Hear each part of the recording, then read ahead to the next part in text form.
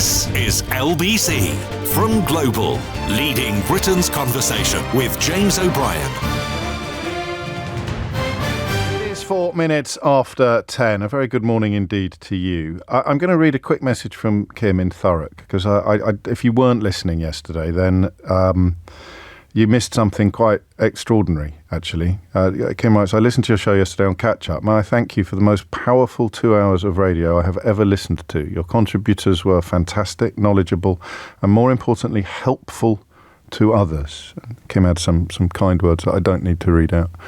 And I still haven't processed it properly. If you weren't listening, possibly the most amazing thing that happened was a number of women deciding almost, well, in one or two cases, live on air to, and what's the word now? Yesterday I talked about struggling with the vocabulary because I said surrender their anonymity in my own head then, but that's not right either, because that surrender is an act of acquiescence, isn't it? It's an act of surrender if you want to get literal about it. So to wave is a fine word, but it doesn't seem to carry the heft that decision demands. The you know, and to do it in the moment, because of course what Gisele Pelicot has done is rewrite the narrative of shame, and so anonymity is the handmaiden of shame in these kind of cases, and to abandon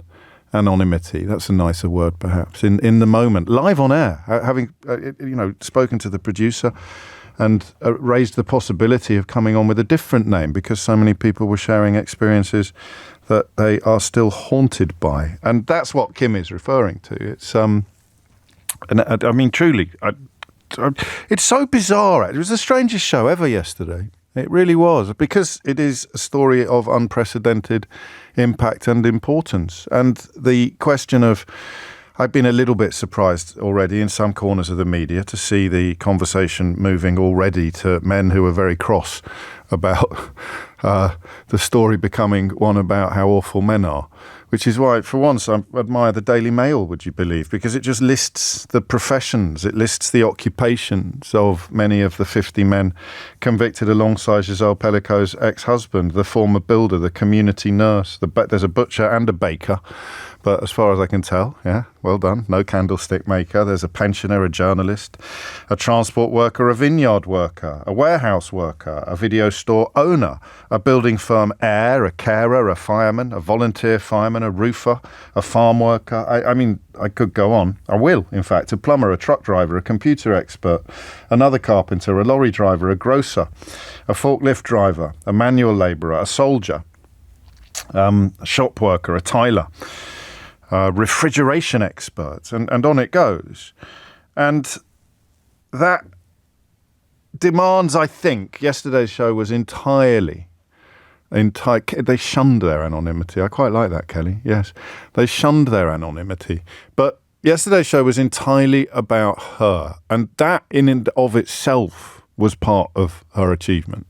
Because normally, I don't know whether you remember this, or whether you have registered this. I kind of hadn't really. It just landed on me this morning. Normally, these cases are about the perpetrators or the perpetrator, you know, the nickname that are given sometimes, the Yorkshire Ripper. How many people can name the victims of the Yorkshire Ripper, for example, or the Black Panther, or these terrible sort of narratives that imbue the perpetrator with more identity than the victims? And that's part of what she's done as well, which is why yesterday's show was entirely about her and about women, to the exclusion of almost all men except me and a lad called Derek, of which I was conscious at the time, and which I think was the deliberate decision.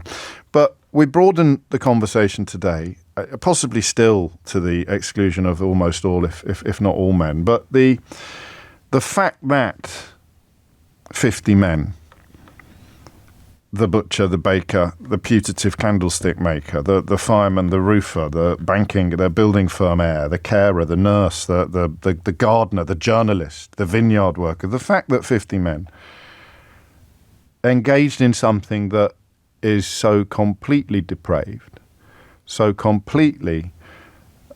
Well, again, yesterday we were divided, weren't we, between shock and not shock.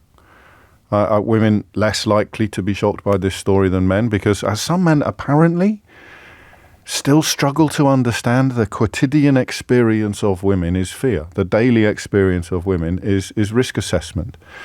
As you approach an underpass or a poorly lit street, as you find yourself stuck in a lift with a colleague, or whatever it may be, and not all the time for all the women, but the quotidian experience, the common experience, the usual experience is one of, I don't want to say fear, but I'm going to, because it is a form of fear of what may happen, of what someone may do. And it's an almost permanent condition. And men did struggle to understand that, possibly until the Me Too movement. And some men, we discover on days like today, some men still struggle to understand it now and probably never will. But that is why it's a conversation about all women and all men, not because all men would do this, but because in the arena of the unknowable, all men could behave like this. And the absolute multiplicity of professions and livelihoods on display here just tragically, heartbreakingly contribute to that idea.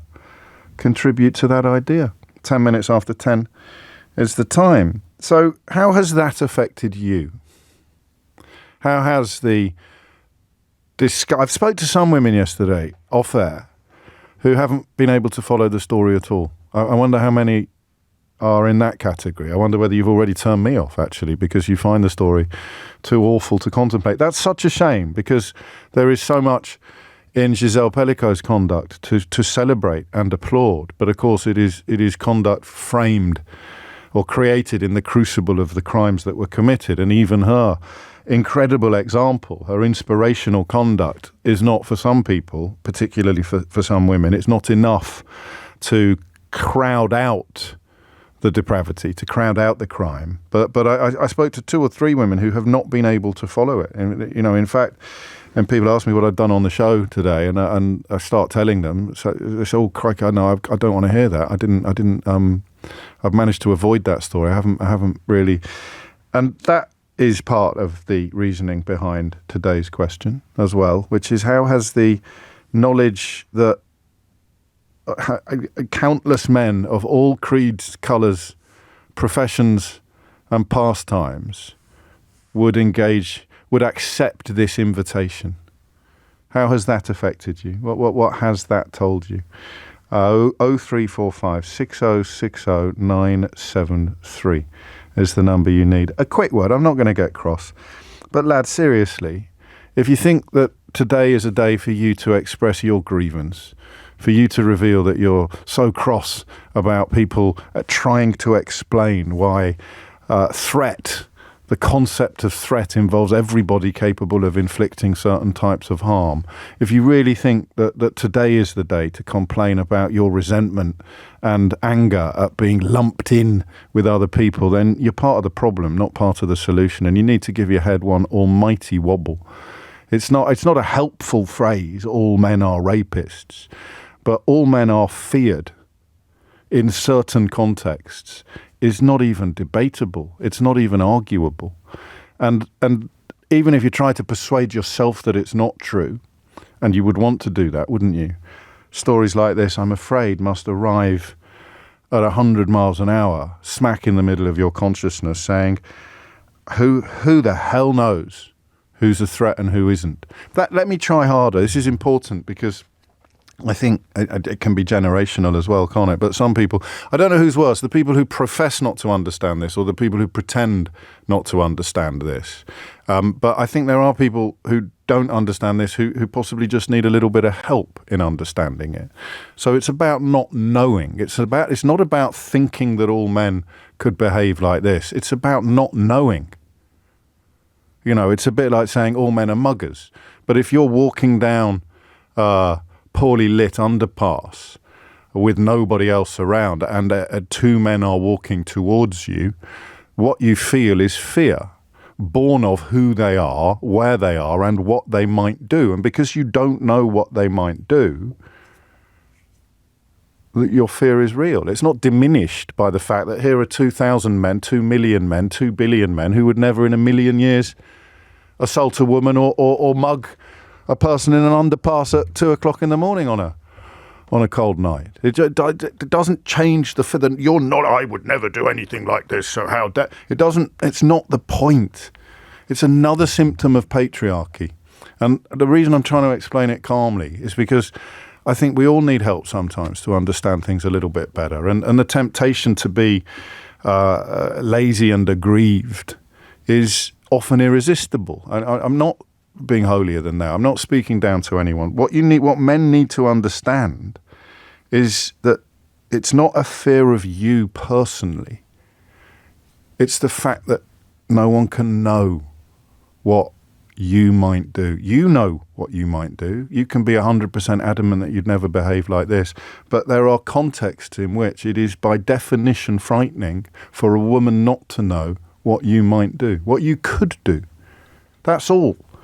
I could get cross about men making it about men on days like today, but I think it's important to remember that this is a story about men, and it's a story about a breathtaking number of men from a dizzying array of societal positions, backgrounds, all of it. And that has shocked me. It may not have shocked you. It may merely have confirmed feelings and thoughts that were already in position, or it may have shaken the way that you look at the world. And that is why I'm asking today, how have you been affected by the discovery that you can, in a 20-mile radius, you can run a flag up a pole inviting men to come and rape your wife, and they will be queuing around the block to do it. It's the numbers, the scale, the quantity of crime here that I want to discuss today. In a sense, yesterday we discussed the quality of Gisele Pelicot, and today we will discuss the quantity of her abusers. So how have you been affected by the discovery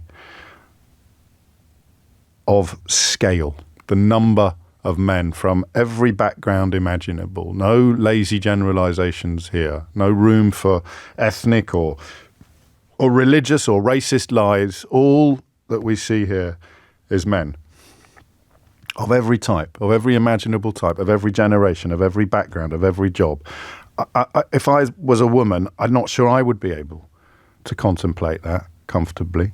But today, what I ask you is how you have been affected by that element of the story. All right. Now, something really weird happened yesterday, and I still haven't worked out why.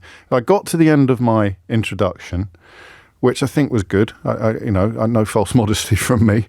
And I expected, because I've been doing this job for a very long time, I expected the queue for the phones to be very long. I expected my switchboard to light up, and it didn't. And I still don't know why. And then at about 25 past, or 22 minutes past, 23 minutes past, it lit up like a Christmas tree. But for about 5 minutes when we came back from the break, we were close to having to put men on the programme, even though I'd laid down the law on saying that we didn't want to. Sometimes it takes a long time to speak to people to work out whether they're right to come on. But I can't remember the last time that happened.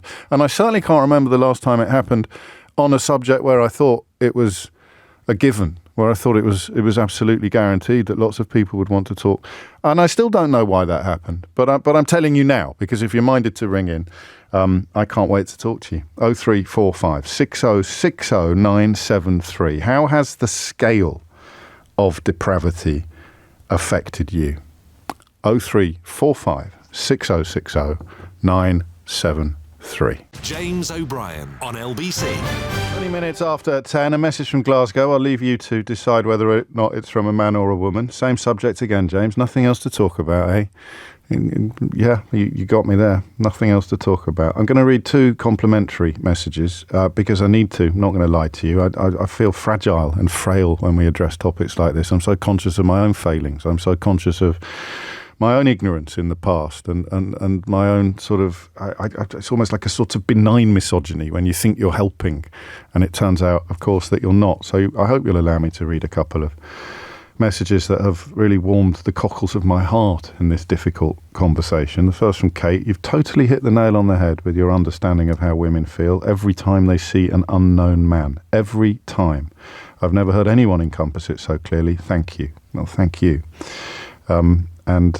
This from Marianne. I've never known a man to be able to explain what women have to deal with in the way you just did. Thank you, thank you, thank you, says Marianne. And the reason I've read those out is because the reason why I could do that is you. That's the direct consequence of having had the privilege of talking to women for years now about things that very few other jobs would allow you to. Well, it's not talking to women, is it? I've had the privilege of listening to women, which is how I can have ended up in the place so winningly described by those two texters, and I'm happy to say many others.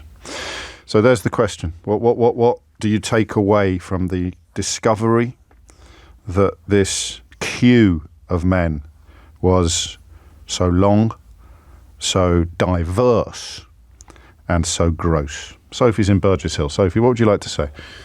Hi, I'm really sorry. I just got really emotional just then. Why are you apologising to me? Don't apologise to me. I'm not surprised, if I'm honest. God. Excuse me. Yeah. I'm not surprised at all. I've been very lucky, but I'm here to talk about someone who has had a lot happen to them. I'm not going to name them, obviously. Okay.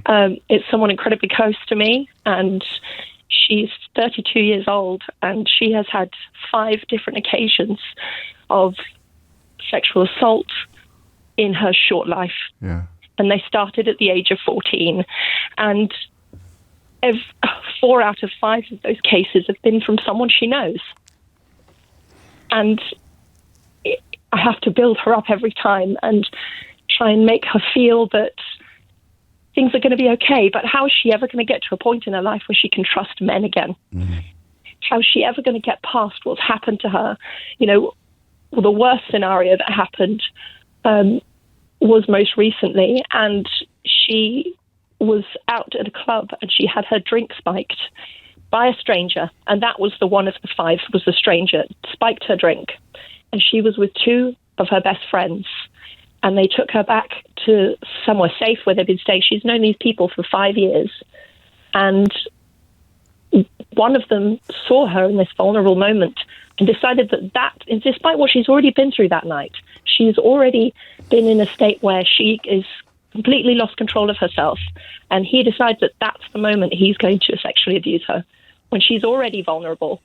This man had no history of this in his life. The people around her were completely shocked when she told them what happened, and people didn't believe her, but the other person who was in the flat, who was asleep on the other sofa bed, attested to it, and unfortunately nothing could ever come from it because the police said it wasn't going to, it was never going to be criminalized. It was never going to be prosecuted.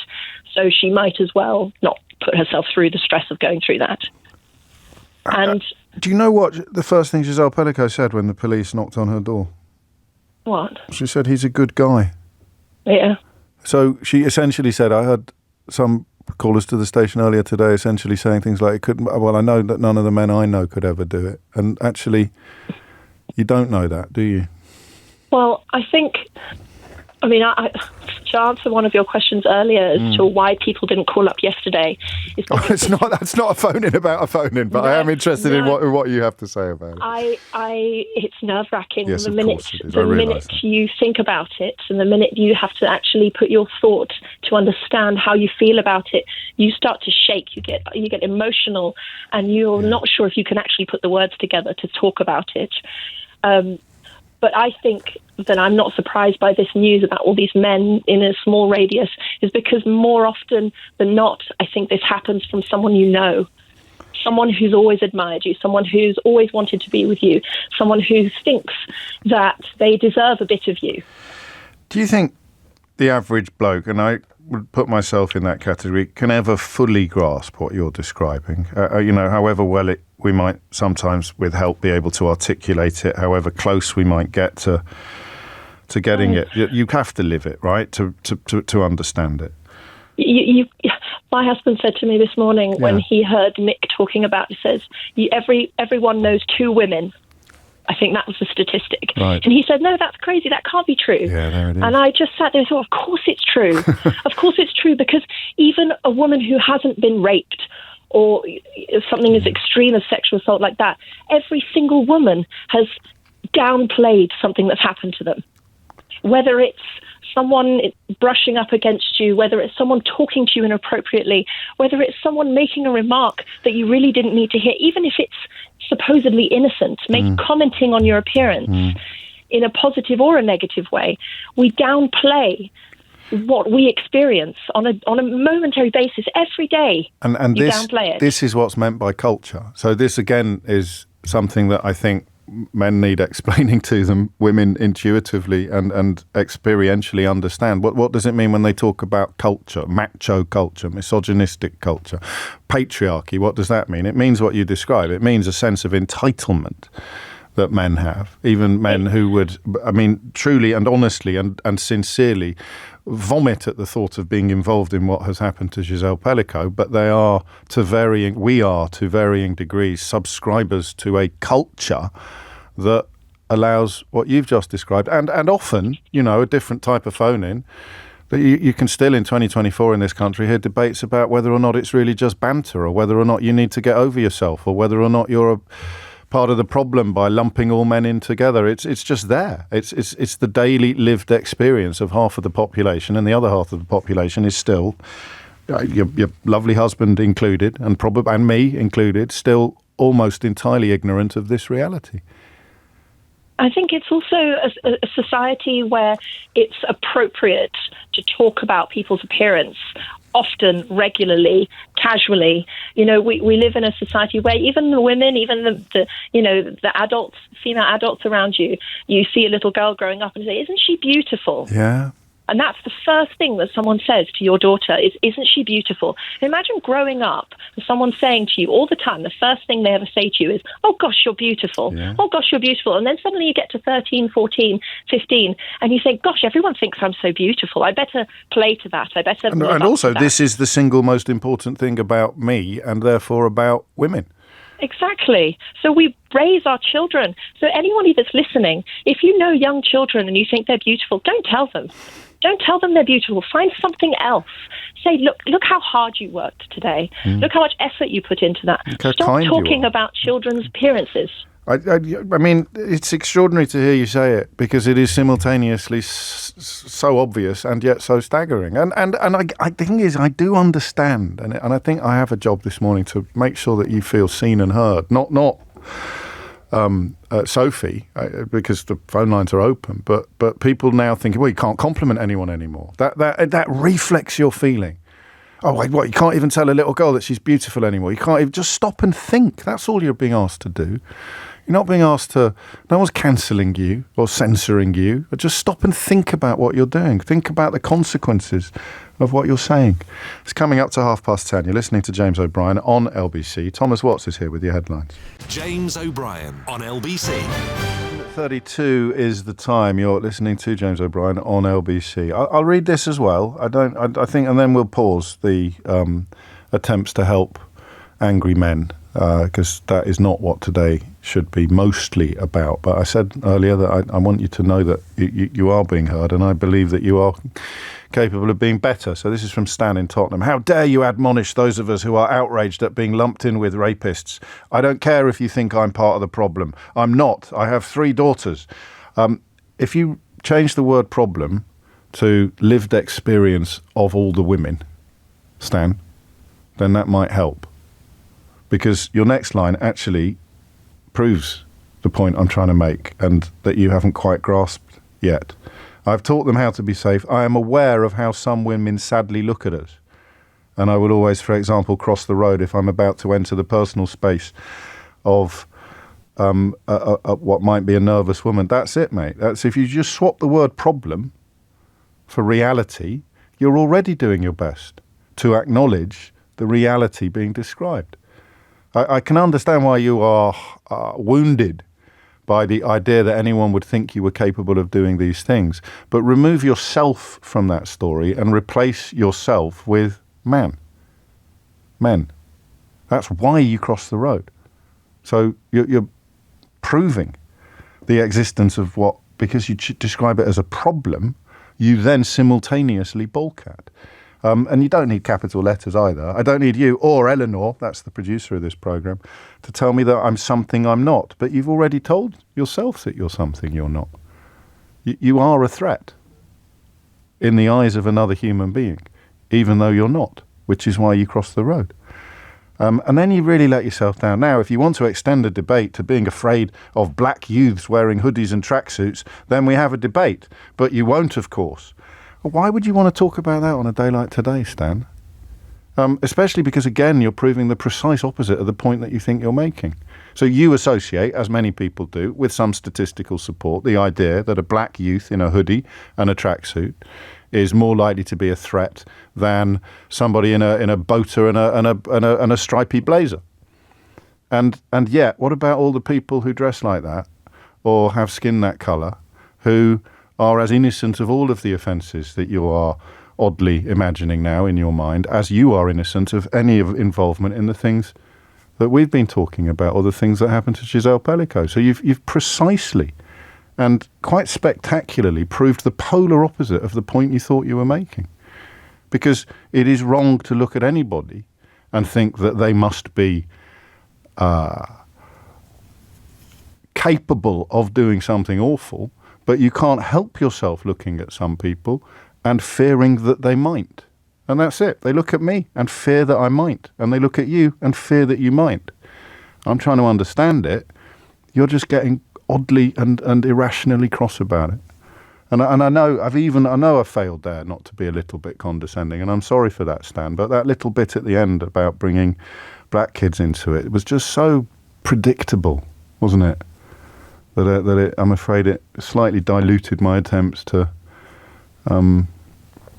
help. And that's why I'm apologising to you now. So just think more, and you'll get it. Jill's in Coventry. Jill, what would you like to say?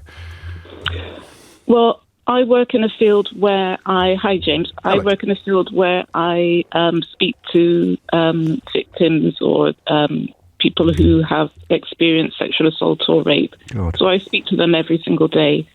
And what surprises me about the commentary, since yesterday, is how horrified men are that they're, oh my God, this is us. And it's like, well, absolutely, it is you. It is obviously not you personally, James, but it is men, and it is just normal men. What we see when we speak to people is that it's people known to them, it's friends, it's not, walking home on a dark night and, being jumped by someone. It's having drinks with somebody, it's a work stew, it's all sorts of, and it's all walks of life. It's obviously, we know police, we know the clergy, it's teachers, it's every single GP, it's every single person in every single avenue of life, white, black, young and old, and it's young people and old people. There's no cutoff. And this is why go on, sorry, carry on.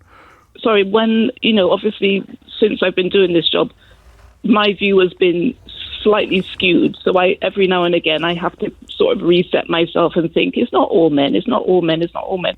But I have to, you do have to sort of go on the defensive sometimes and just think, before you can do anything, I'm just going to cover my drink. Before you can say anything, I'm just going to walk, I'm just going to double back. Or, you do have to be a little bit defensive. And it's not for men to start crying about it or to, and to think, oh gosh, is there? But you know why we do. Can't do anything right. You know why we do, no? Because that's how the world is made. The world is designed to accommodate and address our grievances, not yours. Yeah. Isn't it? I mean, Stan thinks he's the victim here. Stan's listened to the same 30 minutes of radio that you've listened to, and he's come away thinking, God, do you know what's really important here? My feelings. Yeah, and it's the what about. It's the whataboutery. It's about what about, What about black youth?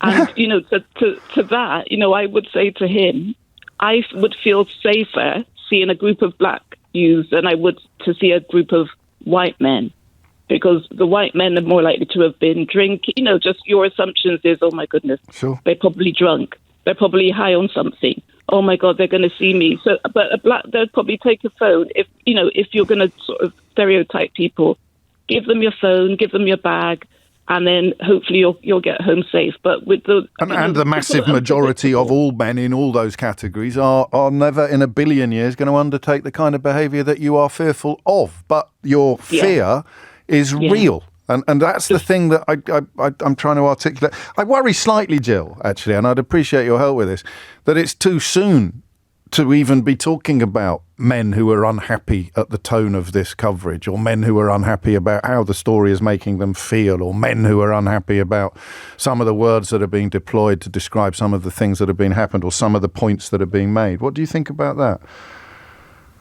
I think that they can be unhappy. They've got a right to be unhappy, but then do just stick with your unhappiness, because you're unhappy and women are traumatized.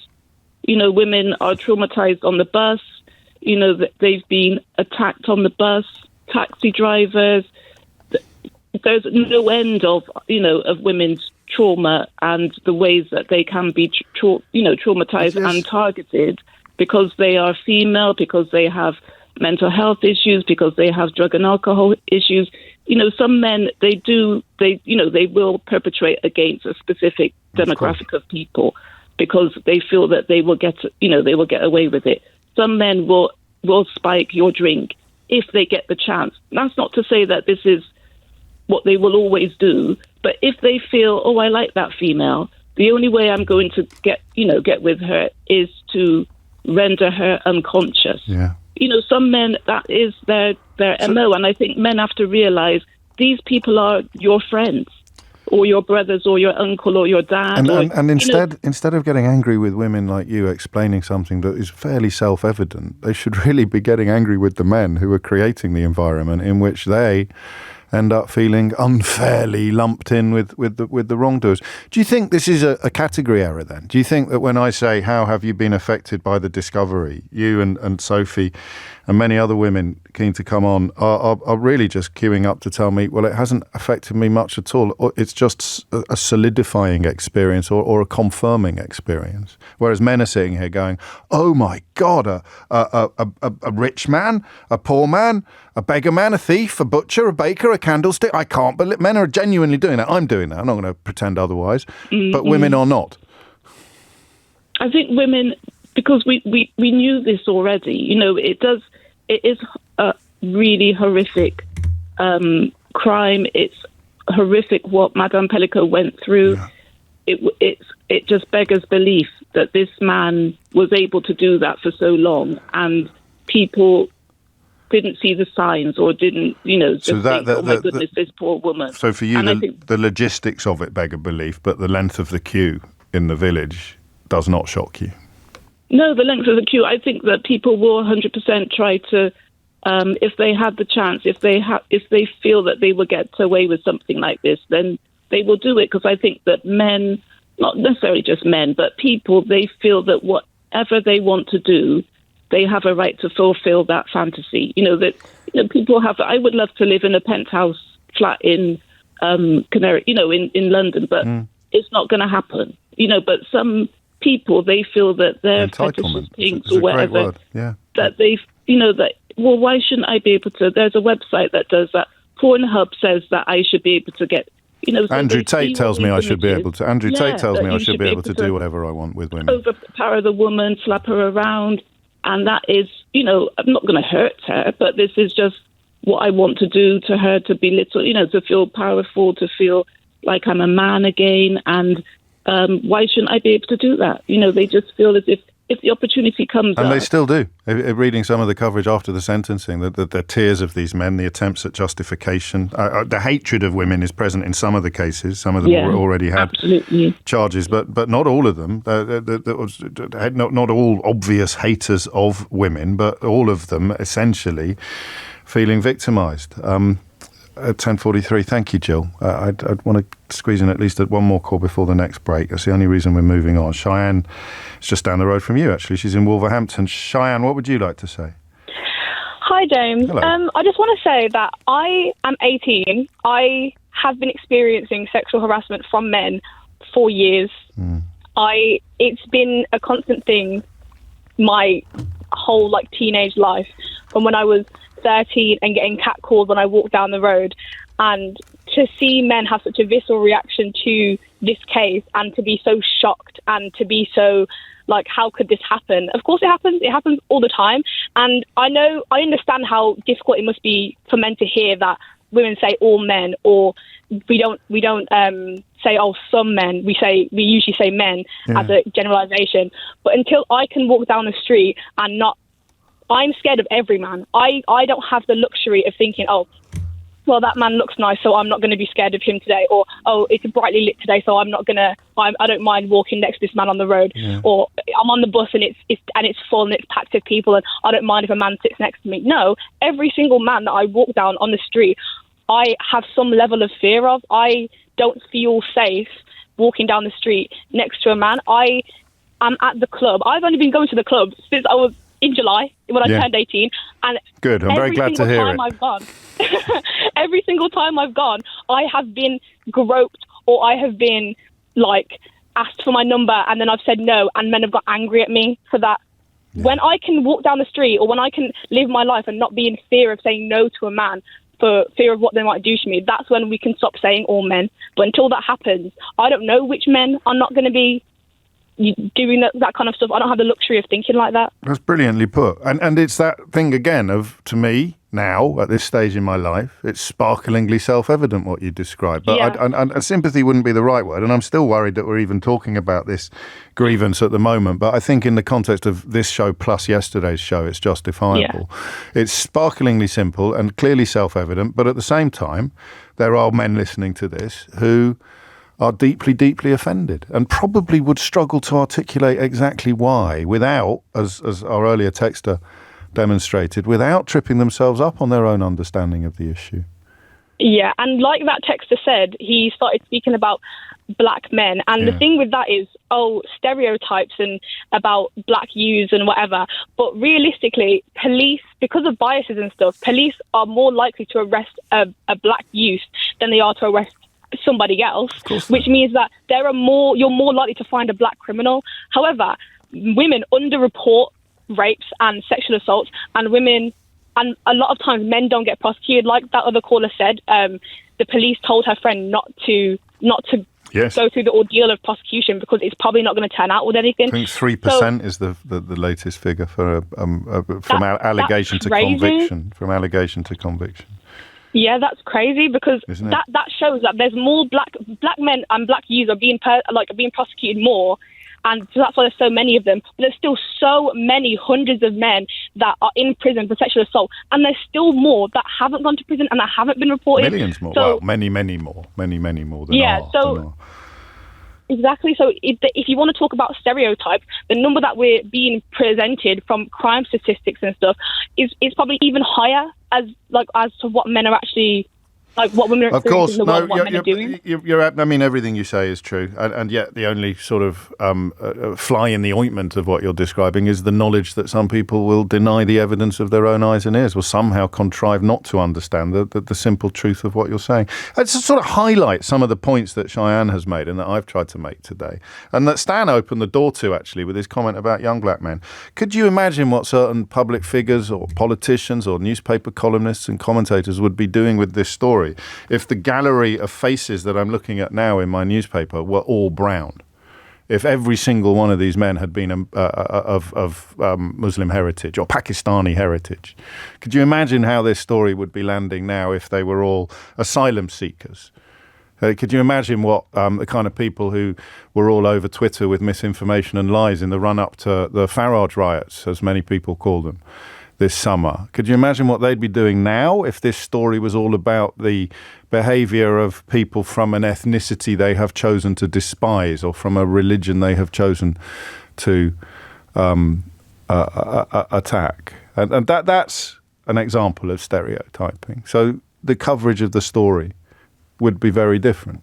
In fact, it's interesting to see who hasn't weighed in on this issue, and ask yourself whether or not they'd have had anything to say if all of the culprits had been of a different or of the same background. If all of the culprits had fitted into a world view, do you think some of the people from whom you've heard nothing on this occasion, where it's 50 men, majority Caucasian, if you want to use words like this, have embarked upon utterly depraved behaviours? Just think on that. Again, I just shining a light, holding up a mirror, hoping you might have a little wonder about why people who normally can be guaranteed to have incredibly pungent comments to make about all manner of criminality when it's committed by people from certain backgrounds or demographics have absolutely nothing to say about this. James O'Brien on LBC. 10:51, and Adam managed to put a smile on my face even in this tricky territory. Come on, fellas, he writes in a text to 84850. Or I beg your pardon, a WhatsApp, I think, to 0345 6060973. Come on, fellas, it's not difficult. As a 46-year-old man, I am scared of all spiders, not just the dangerous ones, because I can't tell by just looking at them. It's not 100% perfect as an analogy, but it certainly helps. It certainly speaks, doesn't it? And I'm going to read this out. I mean, largely because I want to, but also because I think she would want me to. Hi, James. It's Alice here from yesterday, the lady who shunned her anonymity. I just wanted to say thank you. Thank you for creating an environment where I felt comfortable to ring in. Well, we've all done that together. Thank you for listening and for being so kind. And thank you for helping me feel proud of myself, something I haven't felt in years. I couldn't sleep last night because I felt lighter and freer, not because I was scared. A beautiful message. Thank you. Hannah is in Blackpool to steer the conversation back to the reaction to the scale, the multiplicity, the diversity of the criminals. Hannah, what would you like to say? Oh, Scott's in Clydebank. Scott, what made you pick up the phone? Hi, James. Hello. Please bear with me for a wee minute. It's quite. I think the reason yesterday you were saying it took a while for people to phone in, and it took me about 10 minutes today. Yeah. Composing yourself for this type of conversation can be difficult. I think because I do it for a living, I kind of glossed over that and forgot that, didn't I? But you're absolutely right. Yeah.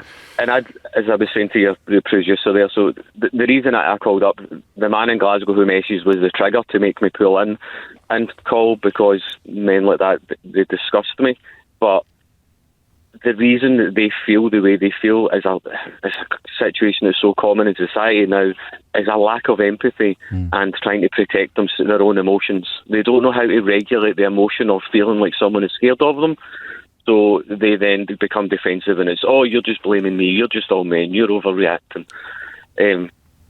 Sorry, I kind of went off the subject. No, you didn't. I mean, in a way, you're extending an arm of understanding to and it was a fella. I don't think I needed to do a reveal on that one, did I? It was a bloke who rang in to say, talking about this again, are you? Nothing else going on in the world or something like that? Yeah. No, the reason I don't want to talk about it is because they're scared to talk about it because of how it makes them feel. And maybe if they showed a little bit of that empathy towards women who are scared to talk about this thing, they would understand it a little bit better. Gosh, yes. The reason I called up in the first place was because people don't understand how prevalent this is in society. Sorry, not people, men. Women understand fully because they experience it all the time, but men don't. So when I was a bit younger, I worked in a psychiatric unit for children, and I worked in a community. And it's one of the best experiences of my life. One of the hardest but best things I've ever done.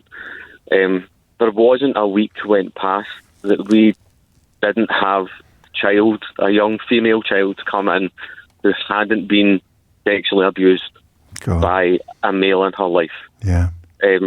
And from family members to people in community groups or people who were trusted individuals in their lives. And some of them weren't just abused themselves.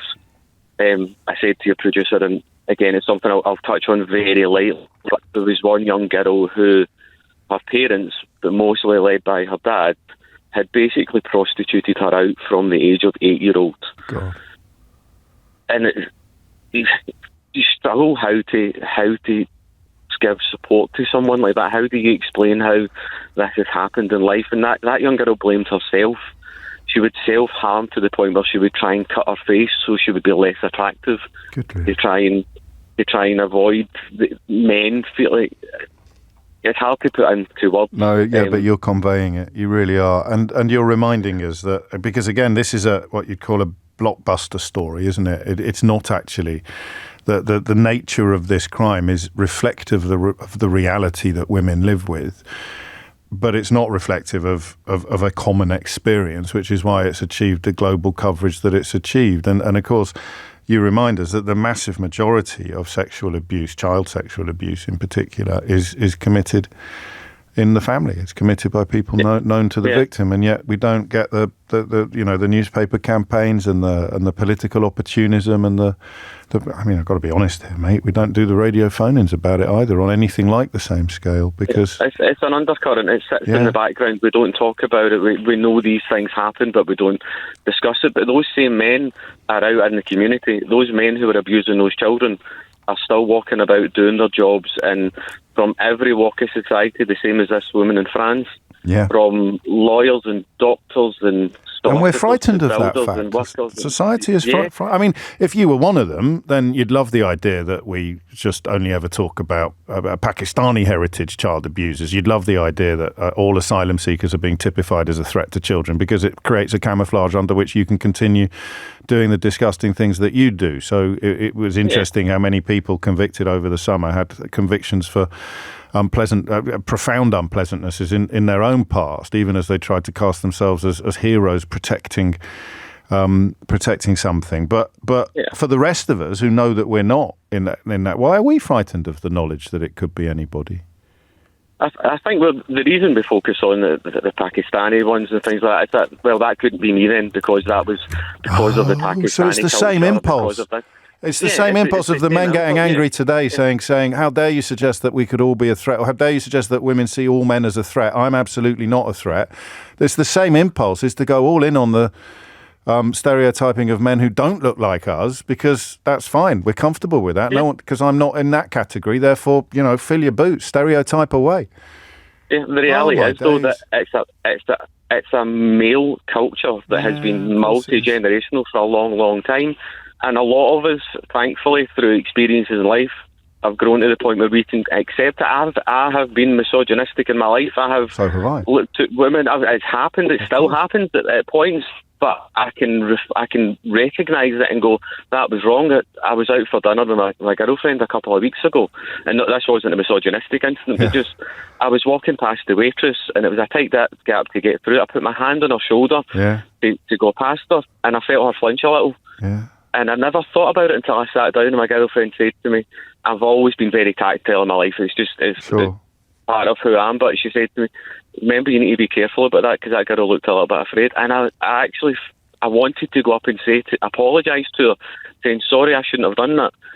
But then I was going, what if I've triggered something, or what if I'm overreacting, and I overthought it, and I didn't do anything. And you sat in your own head, you said, well, I'd have done the same thing to a man. But the point is, you know that you meant nothing by it. She doesn't. Absolutely. You know that you're not a threat when you walk past on a dark night. She doesn't. And the reason why so many people find that so hard to understand is it's become a bit clearer today in the course of this conversation, let alone in the course of this whole hour. Good grief. Thank you, Scott, and take care. It is coming up to 11 o'clock. You're listening to James O'Brien on LBC. This is, if you hadn't worked it out already, my last show of 2024. I won't be back until the new year. I haven't currently got any kind of end-of-year flavoured thoughts bubbling away in my mind, but if you do, feel free to share them on 84850. Stories competing for our attention in the next 2 hours include one of the biggest stories of the year in terms of the transformation element of the things that can happen to all of us. It has been picked up by LBC today, and it involves Ozempic. It's an incredible story, but it speaks to a much broader issue, I think. James O'Brien on LBC. It is 3 minutes after 11. I didn't do the answer to that. Everybody got it. I didn't think... I can never tell whether you're cheating or not when I do a missing word round. I thought this one was an absolute humdinger, possibly my favourite of the year. Blank designer caught over the limit after car crash.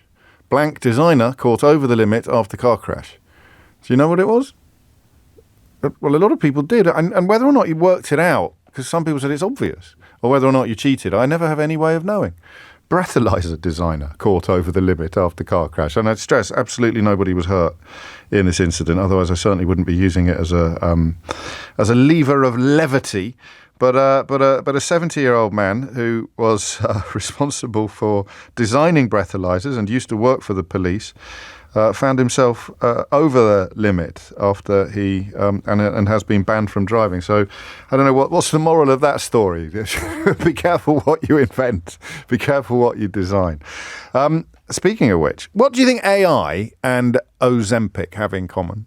What do you say? I mean, just in the context of the time that we spend together every day, what do AI and Ozempic have in common? Because they feel to me like quite similar stories, exclusively in the context of our conversations together.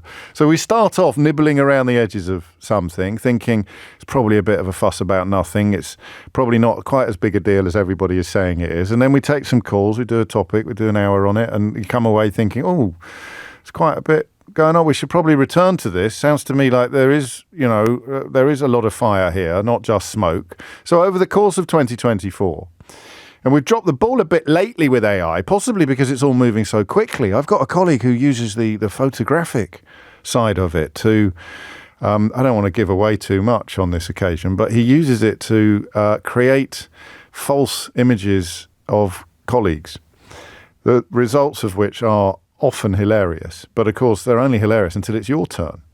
And I'm not sure that they've shown me the ones they've done. Anyway, so I think part of the reason why we haven't had a conversation about AI, we could do it in the next hour, there's nothing to stop us, is because it's sort of run away from us. But that was what I promised I'd stop from happening by having regular phone-ins about AI to just track how it was progressing. And the reason why I think Ozempic is the same is because we've had a very similar editorial approach to it together. Is that we start off talking about it from a position of complete ignorance. We speak to people who are not ignorant. They turn on various light bulbs or introduce various elements of the conversation, and we then come away thinking this is a really big deal. This is a really big deal. And that leads to today's brilliant expose by my LBC colleagues of a growing black market in weight loss drugs that are not safe. Officials warning today of the tremendous dangers of, as I've said, a black market in weight loss drugs. And of course, to understand the appeal of the black market, you have to understand the appeal of the real deal, of the actual drugs. It's a shortage of semaglutide, which is the game changer in fat loss medicine. That's what makes your brain think that you're not hungry. And as a consequence of consciousness exploding, as a consequence of everybody becoming aware of it. And I wonder, you see, the thing is, you won't know for sure, but I'm afraid that with people in the public eye, it's become very hard not to speculate on whether or not they've been on the fat loss jabs. One of the great advantages of having cameras in the studio is that you can all be supremely confident that I haven't been on a course, and nor should I go on one, despite carrying a little bit of extra lumber. I'm by no means in the space of obesity or morbid obesity, but if you've got the money and you can go privately, then you can, or even if you can avail yourself of slightly less regulated avenues, you can get hold of the stuff until they run out, at which point what are you going to do? And the answer to that is you are going to find ever less regulated routes to getting hold of your stuff. That is the I guess the slightly or probably inevitable consequence of its efficacy, of its success. So we keep that in the background. Don't keep that in the background, but I don't think we can do an entire phone-in on people admitting that they've kind of bought some very dodgy stuff, things that you are injecting into yourself, despite the fact that you know very, very little about where it's come from. If you know about that side of things, if you've been buying weight loss medicines on social media or on websites or in a beauty salon without a prescription, then please stop. Because you're exposing yourself to unnecessary risk, and that is never going to be a price worth paying for losing weight. Well, I mean, for many people, it's never going to be a price worth paying for losing weight. So I think we've done it twice before. The first time we did it, we were all a bit goggle. Well, not. I keep saying we were all, but of course, loads and loads of people listening, not just the ones that rang in, were already engaged in it, already taking it. The Manjaro was the big one, wasn't it? The sort of King Kong of weight loss drugs. So the first time we did it, it was, what's going on here then? Is it? And the second time we did it, look, this is now really popular and growing in popularity. Is it a bit of a cheat? Is it a bit of a cop-out? To which the consensus was no. But that's a consensus forged in the regulated and responsible reality, isn't it? That's where you have done it under careful medical advice, and you have recognised that it only really works long term if you also adopt lifestyle changes. I think of it as being like the sort of, you know, when you're on a bicycle and you need to get over an obstacle, right? You're on your BMX. I'm going back a bit now, obviously. You're on your BMX, and once you get over the whole thing, or the top of a hill, you just need a little bit of help getting over the crest of a hill. And once you're over the crest of a hill, you can actually freewheel. You can make the changes that you need. You just need that extra little bit of help. For me, I lost an awful lot of weight during COVID, and for a long time I kept it. I've still kept some of it off, but it's easier to keep weight off than it is to lose it. So the thing that helps you lose it is the catalyst for helping you to keep it off. For some people go rocketing back up again, which is why you need to do it in consultation with medical professionals. And then I watched that Demi Moore film, that absolutely bonkers Demi Moore. Have you seen that? I mean, that's linked to this, right? That's part of the same philosophical process.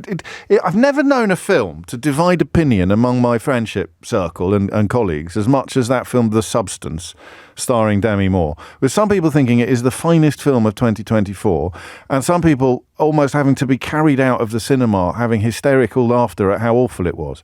And I was in the second category, and yet the producer of this programme thought it was great. And some of my other colleagues thought it was a masterpiece. It's possible I didn't get it. That's the things with satire, is it started off being quite a coruscating critique of cosmetic culture. I only said cosmetic then because of the alliteration. It wasn't really cosmetic culture. It was like a coruscating, by which I mean sparkling, critique of the pursuit of youth and beauty. The way in which our society has commoditised youth and beauty to a hugely dangerous point. So Demi Moore's character, no spoilers, is desperate to regain her youth, but on a surreal scale. That's when it's not just about making you look better in the body you currently inhabit. And that's all I'm going to say, because I don't want to spoil the film for anybody who hasn't seen it. And then it goes absolutely bonkers. For about the last 90 minutes, it's long as well. About at least the last hour of the film was, in my eyes, absolutely ridiculous. If I don't stop talking about this film, I'm going to turn this into a phone-in about the film, aren't I, rather than a phone-in about Ozempic. And it is the last day of term for me, so it's quite tempting. The Substance, was it brilliant or was it just bonkers? I'm tempted. But not everyone would have seen it, so it wouldn't work as a phone-in. Don't ring in on that. I might do a little side order later in the hour. But it speaks to the social hunger for unrealistic physical improvement, unrealistic physical self-improvement, and this thirst that exists in society, not uniquely among women by any stretch of the imagination. Although, as we touched upon oddly in the last hour, the idea that beauty is the single most valuable asset that a woman can have is very much part of the patriarchy and part of the problem that creates this idea that appearance is everything. I did 2 phone-ins on fat jabs, the first from a position of complete ignorance, the first from a position of too good to be true. So what will the third one be about? I think it will be a combination of both, and it will be an update. So the room divides. We're all in the same room together, and it divides between people who know a lot about this and people who know nothing. And I think that we would like the people who know a lot to tell the people who know nothing what it's all about, whether or not it is as wonderful as it seems. Against that backdrop, we look at how the story that my LBC colleagues, Connor Hans, Thomas Rogers, Bronwyn Weatherby and Freddie Hall have put together. So that's a lot of bylines on a story. Well, what they're doing, they're just divvying them up now. Like that. Goodness me, when I was a lad, you had to work your socks off to get a byline on a story. Revealing this black market, because the more attractive it is, the more likely you are to go down unsafe routes if you're finding it hard to get hold of via safe routes. So the big phone-in is about how's it going? Has it changed your life? It's my favourite question of all time, in a way. Second favourite, actually, after what was it like? The best question you can, because it's transformative. How has it changed your life? I mean, how impactful, that's a terrible word, how significant has the fat jab been in your life? All right, 0345 6060973. In fact, why not give yourself a metaphorical round of applause by ringing in to tell us what you've achieved, which you are fairly sure you could not have achieved without this medication. So that's phone in number 1, 0345 6060973. Phone in number 2 is simply, and I don't know if we'll get calls on this, but it's a simple question about whether or not you have had any bad experiences with the black market of weight loss drugs. LBC have spoken to some people who did. Here's some first-hand testimony. I knew something was really wrong the morning after I'd taken it. I felt really ill, like I had the flu, really dehydrated and dizzy. You might have heard Paige in our news bulletins. You just don't think, she explained. You just want to lose the weight, so you just take them. And the shortage of semaglutide is cited in this story as a reason why more and more people are likely to turn to the sort of unsavoury sources that Paige obviously deployed herself. She paid £80 for 4 pre-filled syringes after searching for weight loss jabs on social media. I just think about that for a minute before I throw open the phone lines. I mean, would you inject yourself with something that you'd bought from a completely unknown source on social media? Just would you? And maybe now you're thinking about recreational drugs, and you've taken things in the past that are obviously unregulated. You've got no real way of knowing whether they're safe. But the syringe is a different step, isn't it? You know, when heroin users progress from smoking to injecting, the risks that they expose themselves increase exponentially. Would you do that? Can you imagine any circumstances? I wonder if someone promised you the earth, just stick this needle in your arm and you will be all the things you ever wanted to be, then yeah, maybe you can get your head around it. But we'll do both. We would like to know about people who have done it properly and the difference it has made to your life. 0345 6060973. And if you have a story about doing it improperly, the negatives and the horrors that you brought into your life. 0345 6060973 is the number you need. James O'Brien on LBC. Oh gosh, I did not see that coming.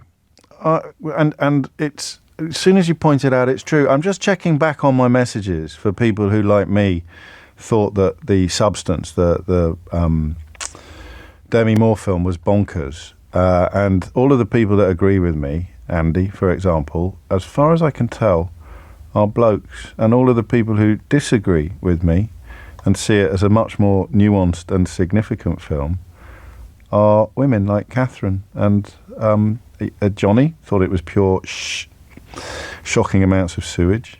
Dave Rice, calm down, Mark Commode. That's really, yeah. I mean, oh no, Ronan really liked it, and that's a bloke's name, and Nadika, which looks like a woman's name. I'm not sure, so it's not a complete breakdown. But my colleague Natasha Devon got in touch to point out links between this story and what we were talking about in the first hour, because she says every woman she knows who's watched it, although Eleanor's best friend thought it was absolute pants, and she's a woman, even though it's so extreme, it's not something they would have personal experience of. It resonated with women because we've all gone through less dramatic gradations of what the film depicts. So it's a different film for women from how it is for men, because most, not all men, another echo of the last hour, most men are not desperate to change their, or conditioned to believe that they need to severely change their appearance, or indeed conditioned to hate their appearance, conditioned to fear their looks. That's fascinating, isn't it? And for Natasha, who'll be with you at the weekend, it's definitely the film of 2024. I told you that it divided the room, but not exclusively along gender lines. Let's get back to the the miracle drug, the weight loss drug. For me, the big health story of 2024 is the amount of difference that these injections have made to your life. Let's find out. Sarah's in Edinburgh. Sarah, what would you like to say? Good morning. How are you? I'm very well. How are you? Not too bad. A wee bit nervous. It's only me. It's only you. It's been a miracle for me. An absolute miracle. From all through my life, I've suffered from polycystic ovarian syndrome. Yes. And it's just, we've had trying hard for children. It's just been horrendous. And it's always been, you're too heavy, you're too heavy, you're too heavy. And luckily, I had a really, really good doctor who said, there's something not right here. We're looking at what you weigh. We're looking at what you eat. We're looking at the fact that you're incredibly active. And still the weight's just not coming off. And we went and we got all my bloods tested, and I was close to being pre-diabetic. So they sent me to an endocrinologist, and she said to me, you need to go on these weight loss drugs because it will really, really help. It will sort out some of your hormone levels, but I can't give you that for 4 years because you have to jump through the weight management. And at the time, it wasn't actually in Scotland. But they said, I can't give you the prescription I want to give you because you're classed as being weight management issue, not polycystic issue. Of course. So we have to the medicine, the guidelines haven't caught up with the medicine in a way because they have now. Right. But even now in Scotland, you have to jump through so many tiers and hoops. So what have you done? I was advised. She says, if you can afford it, go private. Okay. And can so you? I went you could. Luckily, I spoke to my husband, and he was like, "Look, this is just you're killing yourself with everything you can to try and get this weight off." So we went private, and I saw an endocrinologist at a private hospital in Scotland. Right. Yes. And she just took one look at me and my bloods that had been taken, and she said, "Here's the prescription." And if I'd waited the 4 years on the NHS jumping through all the tiers, I'd have probably ended up diabetic, which a lot of polycystic women do end up becoming. Good grief. So I started on, I think it was Saxenda. That's the name of went on the original kind of one. When was this? What year was this, if you don't mind me asking? This was probably about a year and a half ago. Okay. And it's really, really slow for women in polycystic ovaries. Like some women, if they're not got it, they'll lose like half a stone in a week. Okay. It wasn't anything like that, but then she put me on Mounjaro because it started to come into Scotland, and it was seen as this miracle drug. But I get my bloods checked all the time. I've got a great forum that I work with of other patients. I've got really good Facebook groups, and I'm losing about £1 to £2, and now I've lost nearly 5 stone. Whoa! And that's life changing in every way. It's life changing, but it's like my feet have, my feet are no longer swollen. Yeah. My plantar fasciitis has disappeared. I'm able to run up the stairs and not worry about being out of breath or blanking out or anything like that. And my hormone levels have completely sorted. My autoimmune disease is completely under control. My GP, it gets the prescriptions still go to my GP, so they're fully aware of what's going on. Yes. But I can completely understand why people are buying it off dodgy websites, because if you didn't have the backing of your medical people like I have, and I'm able to afford the private medicine, people will go and get it from a back street. Of course they will. Because they've seen, and there's women out there that there's people out there that maybe don't have underlying health issues that just want a quick fix. And it's so dangerous. And I think there's a lot of that going on in celebrity circles, absolutely. Which ties in a little bit with that Demi Moore film. From your point of view, Sarah, are there any downsides to it? Are there any negatives? I think a lot of people, a lot of people have said to me, "Oh, you've lost a lot of weight. Yeah. Are you on the drug? You're on the drug?" And I'm like, "Yeah, I'm on the drug, but I'm on the drug because of my polycystic ovaries, and I'm on the drug because I need." So you're talking about attitudes. That the downside is in other people's. There's no downsides in terms of how it's made you feel, or no. But I'm very lucky in the fact that I've got people constantly checking my bloods, constantly checking I'm all right, and it's being regulated for me. I really do worry about the people, like on some of the Facebook groups, if a scammer gets in and it's like, oh, you can buy it from me, I'll get you half price from what you're paying at the moment. And there will be somebody somewhere saying, I can get this drug for not £150. It's too good to be true. It is. It's too good to be true. Then it's too good to be true. I just briefly, because there's a lot of people waiting, and you've kicked things off perfectly already. Why do the attitudes of other people bother you? What do you think they're accusing you of? Laziness or cheating or something? Are you sure that they actually are? It's not just curiosity. I think some people have said to me, how did you do it? You look so different, all this kind of stuff. But when I actually explained to them that I've done this in a controlled environment. Yes. And you do have to justify yourself, because I think women in weight certainly. But I mean, it's seeing the girls that are younger than me that are now getting pregnant off it. It's because their hormone levels are getting sorted and their weight's coming off and they're finding themselves pregnant. It's wonderful. Yes. It's absolutely incredible that way. So it's life-changing for people. That's magnificent. I didn't know this side of the story, which is precisely why we'd throw open the phone lines on days like today. Good luck to you as well, Sarah. Andy Morling is Deputy Head of Enforcement at the Medicines and Healthcare Regulatory Agency, or MHRA to its friends. And he told LBC, what surprised me a little bit with the weight loss medicine, this speaks to what Sarah was just telling us, is the speed that the criminal fraternity saw the gap in the market, the demand outstripping supply, and they filled that gap with all kinds of counterfeit products and unlicensed products to make money off the back of vulnerable people. Not hard to understand why when you get a handle on just how transformational it can be. And that's the question I'm asking. Well, that's the main question I'm asking. How has it transformed your life? 0345 6060 973.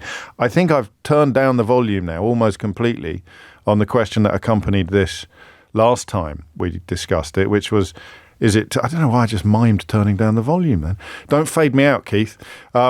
The side question was, is it too good to be true? And it seems that it is not too good to be true. But the unforeseen problem is the unregulated supply, which is what LBC's big exclusive is about today. So I want good stories. Well, no, I can't say that. If you've got a bad story, we need to hear it. 0345 6060 973. But we celebrate the good stories. And we almost hit zero now on the volume dial, where the question is it too good to be true? I think it's probably time to stop asking that question as we approach the new year. Elle is in Fleet. Elle, what would you like to say? Hi. Thanks for having me. You're very welcome. I'm one of these people that thought it was too good to be true, right. And I put on a lot of weight over the COVID period. I was a gym bunny. I probably looked my best in 2018, 2019. And then, of course, COVID came. Everyone got fat, didn't they? Not everyone. I mean, I know that was a rhetorical question, but I didn't eat for a week. It was probably the most effective diet that I've ever been on. I mean, my wife kept bringing me little mugs of broth and I could barely get them down. Yes, but not everybody. But I take your point. I think that the comment holds. It happened to a lot. Yeah, it happened to a lot of people. And I'm a 47-year-old premenopausal woman. So for someone like me, it's even harder to lose weight. And I tried to go back to the gym. I tried to kind of reduce what I was eating. Really very clean eater. Yes. I didn't have any medical issues. All of my bloods were good, even though I'd gained weight. So I didn't have a medical reason to lose weight. It was, for me, I wanted to look how I want to look. And, of course, no one wants to be 92 kilos, do they? No. At my height, 5'6". So I have a couple of friends that were taking it. One of my friends was taking Manjaro, and the other one was taking Ozempic, and she was getting it from Greece. So again, down the unregulated. Was it definitely unregulated? Because the medical world in Greece is pretty big, actually. I know a little bit about it. It's not unregulated. It's more, I'm going to go to Greece to get it because I can. But to buy it from a reputable supplier, even though it would be easier. Yeah, I was going to say. Yeah. So it would be easier to buy it there than here. But it wasn't of some weirdo on Facebook claiming No. That's what I just wanted to establish that. Yes. So it's easier. It's also less expensive over there. You can buy it over the counter without having to go down the road of, going onto a website, putting all of your medical history, speaking to a doctor, sending in photographs of yourself and the scales with a date stamp. So I actually got rejected a couple of times on various sites because my BMI wasn't necessarily what they were looking for. Yes. But I got lucky with one. My BMI was 31. You have to be over 30. Right. So I got the drug, and I've been taking it for 4 months. I lost 20 kilos, almost 20 kilos, which is yes, it's almost all the weight I put on over COVID, which is about 3.5 stone. And how easy has it been? Have you been, because that's the thing that seems most amazing, is you're not missing anything because you're not yearning for it. No, it's really strange. It is absolutely life-changing. You do not have to think about what you're going to eat, count your calories. What did I eat today? Meal prep. Of course, for me, it's important to make sure I'm getting the correct nutrients, because if you're eating very little, you don't want to be eating toast. No. You need to make sure that you're having your protein and you're having the right stuff. So I'm conscious of eating well to get the nutrients, but you don't need to eat a lot. It's quality, not quantity. And there's no. Exactly. I mean, that's where the question of it being too good to be true came in, because historically, traditionally, we have always associated weight loss with sacrifice, with weight loss with pain, actually. But there's none here. No, I guess the sacrifice is I pay for it. But yes. Okay, how much? It's worth the money. It depends on the dose. The first dose is about 160, 170 pounds. That's one injection. You get 1 pen. It gives you 4 doses, so it's like a month. As it goes up, it gets more expensive. So my last pen was the 4th dose, and it cost me 160. Okay, and how much longer are you supposed to take it for? I'm done. That's it now? Are you back in the gym? Are you back in the gym on a regular basis? I will be, but this is the other downside for me. I suffered with fatigue. Okay. I had days where I was very low energy, and I don't know if it's the drug or whether it's the low consumption of food. But calories. I did have some. Yes, exactly. I suffered with some of the side effects, but again, it's worth it. To get to where you are now, and now you begin the business of staying there, really, which will be a hell of a lot easier than getting there traditionally. Although this makes it easier traditionally. What was your I'm being very nosy, so tell me to go ahead. To keep my beak out if you want. What was your sort of looking back to when you put that weight on? What was your sort of, I don't want to say weakness, but I can't think of a better word. Was it eating crisps in front of the telly, or was it eating what was the sort of behavioural thing that you couldn't condition yourself out of? So mine was, I was comfort eating, and I was eating more volume. So I live alone, so I would cook a bigger or more, and then I would say, right, that's tomorrow's meal. Okay. But I would go back and perhaps eat it later on. Because there's some chemical release with feeling really, really full. It becomes associated with something in your brain that you get a bit addicted to, I think. Yeah. Oh. So, and that was the deal. But I mean, crikey, you've made me very late for the news. Oh, thank you very much indeed. So in terms of properly accessed weight loss drugs, are there any horror stories? Are the horror stories confined entirely to the improperly accessed ones? I don't know at this point, but if you do, you can tell me on 0345 606 0973. Thomas Watts is here now with your headlines. James O'Brien on LBC. 37 is the time. Do you know, talking of full disclosure, here's a weird thing. So I've got an absolute peach of an episode for you today. I'll share some details with you later. But there's someone who's like exploded into the public consciousness in the last month who was on full disclosure, I thought, about 6 months ago. So I've just gone back to the whole of 2024 looking. It's an incredible list. I'll share some of I can't say my favourites. I'll share some of the highlights with you. It's an incredible list for 2024. Absolutely incredible.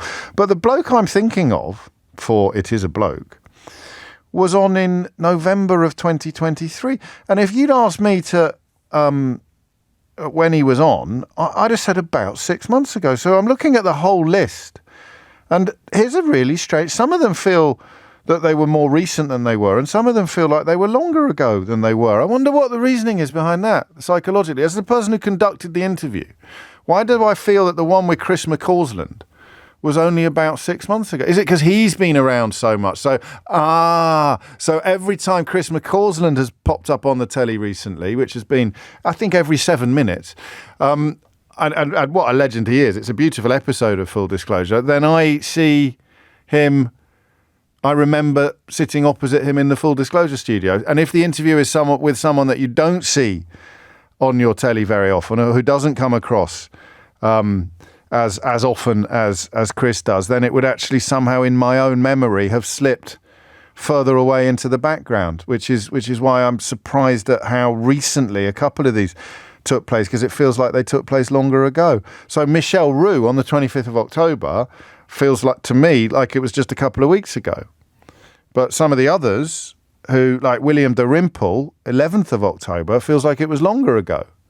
And that's all because of how often they pop up in your consciousness. Just to run through a few of my favourites not favourites. Hanif Qureshi was very special. Dan Snow's been on this year. Alex James.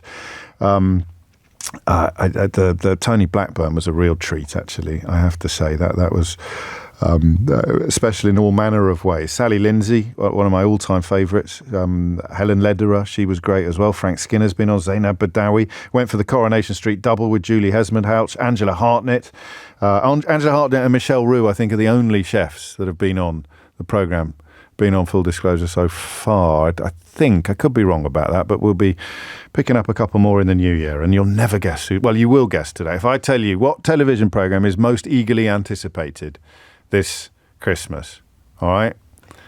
And then that's my guest. I've got a guest on from that programme who is just absolutely lovely. Anyway, enough about that. Back to the weight loss drugs. Philip's in Grimsby. Philip, what made you pick up the phone? Just my experiences, really. I've got a wide range of it. Obviously, I took it like everybody else. I lost about 4 stone in 5 months. Good Lord. The issue I actually found is I started to develop an eating disorder while on it. Oh. I thought, how much lower can I go? How much lower can I go? A little bit more, a little bit more. Oh, God. And I started to, like the previous callers, suffer a lot of fatigue. And at university, doing a psychology degree, I just wasn't able to focus on the lectures, on the assignments. I was, friends and family was sort of saying, you're looking really gaunt, you're looking really pale, and you're struggling to pay attention what's going on. And I'm like, I'm just losing a little bit more, and I'll be off in a bit. But I just wanted to see how much lower I could go. It seemed quite silly now, yes. But at the time, how did you snap out? How did you break the cycle? Well, I think it was when it was starting to affect my degree, and I thought, right, okay, this is actually interfering with my life now. Yes. I'm getting lower grades on my assignment. What were the people around you saying? Well, they were the lecturers and teachers were saying, this isn't like you. You usually get 70 plus on your assignments. So it was having a measurable effect. And at home, what were people saying? Were people at home concerned as well?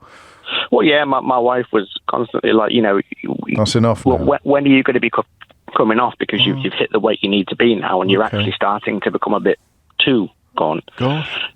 So it didn't seem bad at the time. I just thought, oh, well, whatever.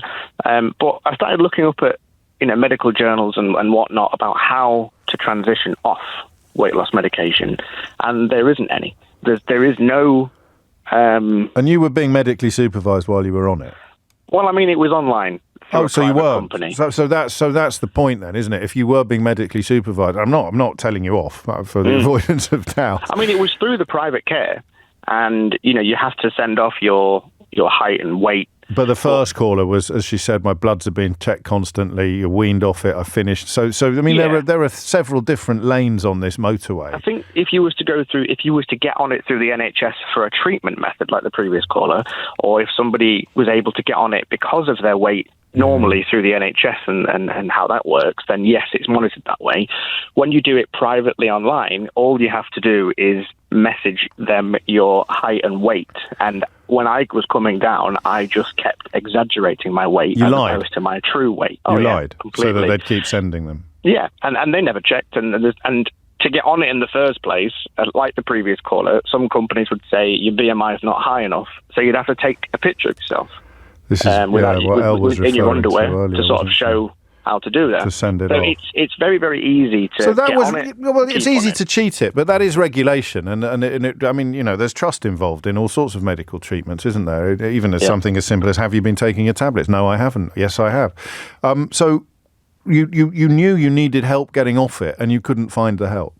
No, absolutely not. There isn't, according to the manufacturers and the studies that have been done on it, there is no recommended way to come off it. All they say is there is a 5-day half-life on the medication, so after 5 days of a dose, it starts to diminish its effects. And so they were suggesting that you can just stop. Just stop there and then. Some people are, you know, on various different forums are sort of saying, you know, it's recommended to stagger down doses. Titrate, but I think is the word. There's nothing. There isn't any official medical, this is how you So come what off did you it. do? There's plenty of how to get on, but not to get off. So what did you do? In the end, because it was affecting my life, I just stopped. Yeah. And I said to myself, I'm going to keep a pen and I'm going to stop. And if I notice that I'm piling the weight on, I'll just put it back in again. Yeah. And I was trying to cheat my mind into thinking, if you need to have it, you can have it. Yeah. It's right there, but just keep coming off. And then in the end, I decided to use the money that I was spending each month, which was about £220 on the maximum 15 milligram dose. Right, gosh. Put that onto a personal trainer instead. And so I managed to slowly transition onto a gym and personal trainer and healthy nutrition. And now I'm in an absolutely great place and everything's stabilized. I don't regret it. I would do it again. I just would say that you need to have a support network around you just to ensure that you aren't going too low or you aren't becoming addicted. Yeah, no, and that's not a horror story by any stretch of the imagination, but it's a cause for concern, something to be aware of, and you've just made people aware of it, Philip. Thank you. And everything's hunky-dory. You're cracking on now, doing that down the gym. Everybody's happy. Have your grades gone back up? Yeah, they are. That's back where they need to be now. That's the main thing. It's 11:45. James O'Brien on LBC. This says not for broadcast, so I'm going to read it out, but I'm not going to say your name. I don't know why you said not for broadcast, but so it's lovely this. Your weird job is such a gift, James. You're like a student who, whatever subject you're studying, gets a supply teacher that very day who's the best in the world at teaching that subject. You never leave school without having had a revelation. Imagine if your entire scholastic career had been like that. Lucky old you. It's true, isn't it? Because we reserve the Ray Liotta for the contributor to the programme who is so absurdly well qualified, almost on occasion uniquely well qualified to provide the contribution that they provide. But yeah, I mean, certainly in the second half of this year, it really has felt as if we're engaging in some sort of Plato symposium on the average phone-in, with people queuing up to contribute who could not be better qualified. I mean, some days it's quite easy because you're saying, have you done this? But of course, on other days when you're drawing upon the expertise of people who would ordinarily be phoned up and booked by producers to appear on other radio programmes, you can't quite believe what's happening on your own switchboard. And I'm now unduly and probably very boringly for you fascinated by this psychological process I've identified of where in my memory a full disclosure guest sits on the calendar and where they actually sit in real life. So the ones that somehow feel like they weren't very long ago versus the ones that feel like they were very long ago when they weren't.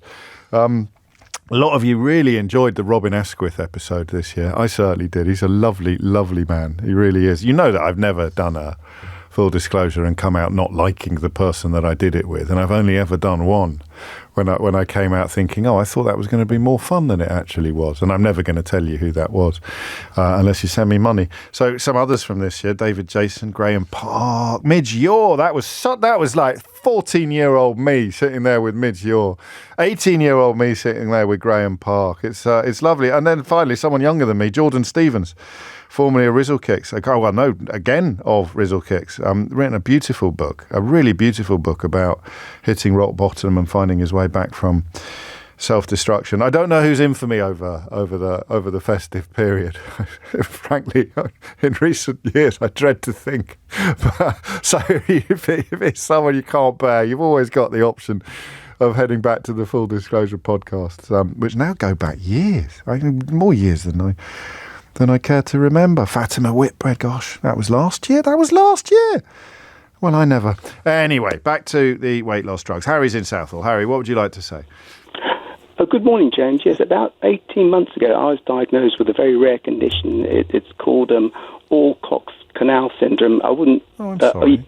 That's okay. I'm not going to go into more detail, but if people want to Google it, they can. But it's very unpleasant, and I had surgery, which was partially successful, and I was put on this medication. It's called Lyrica, right? And I found that I was putting on a lot of weight. I didn't realise it was the medication, so I saw my GP. Basically, I put on about 8 kg as the space of about 4 or 5 months. And I always had like a good diet and kept healthy and everything else. So I saw my GP, and we said, if you look at the side effects of this medication, he goes, basically I'm on for life. I can't ever stop taking it. He said, well, unfortunately, the main side effect is stomach distension, which is a polite way of saying, you put on weight. And there's not a lot you can do about it. There's nothing you can do about it. No. He said, just slows the whole metabolism down. He goes, I said, well, do you have any issues? He goes, well, you could try this, that drug. Was it Kilimanjaro, whatever it's called? I said, it's not Kilimanjaro, you wombat. It's Monjaro.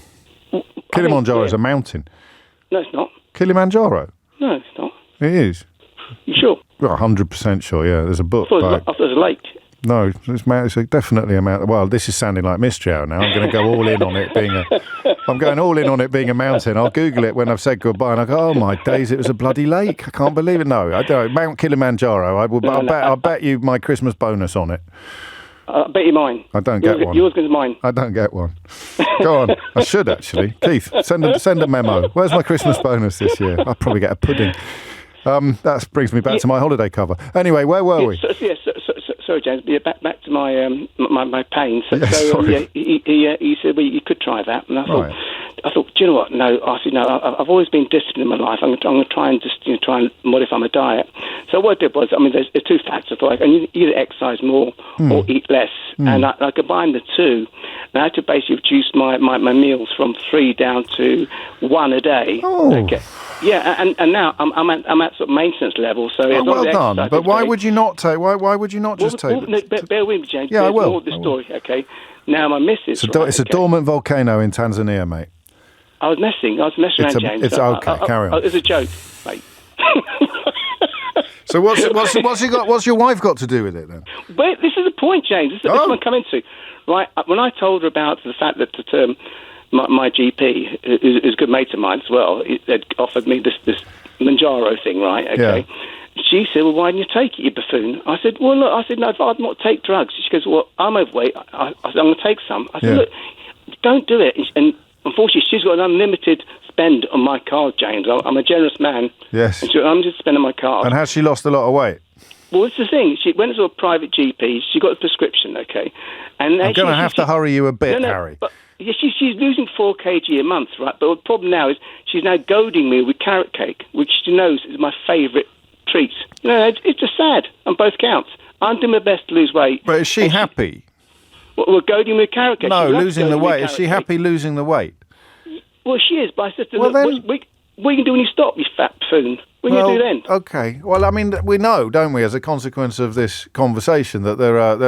what's it called when you're going too fast on the motor? The off-ramp, not the off-ramp. Like when your brakes fail, there's sometimes a lane by the side. So we know that the off-ramp is negotiable, but I feel your carrot cake-related pain. I really do. Elliot's in Fulham. Elliot, what made you pick up the phone? Hi, James. Hello, Elliot. So basically, it's not all it's cracked up to be by the media, this Wegovy. So for me...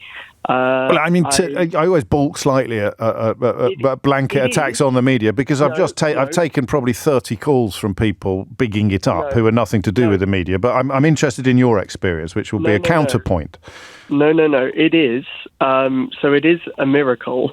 However, you do need to make drastic life changes in order for the drug to work. It's not just a flip this switch and it works. So for me, in the first few weeks of the drug, because I did it through the NHS, I was told that I was going to be put on this through the NHS, and I was quite glad of it.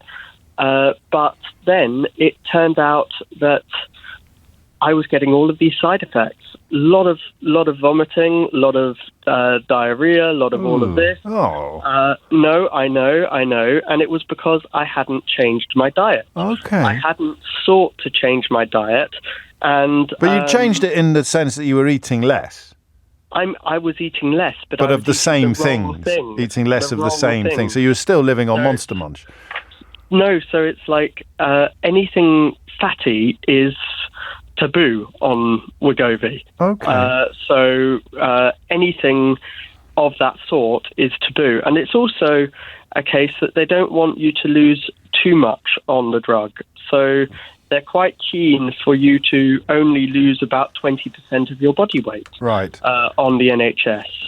So you do have regular checkups.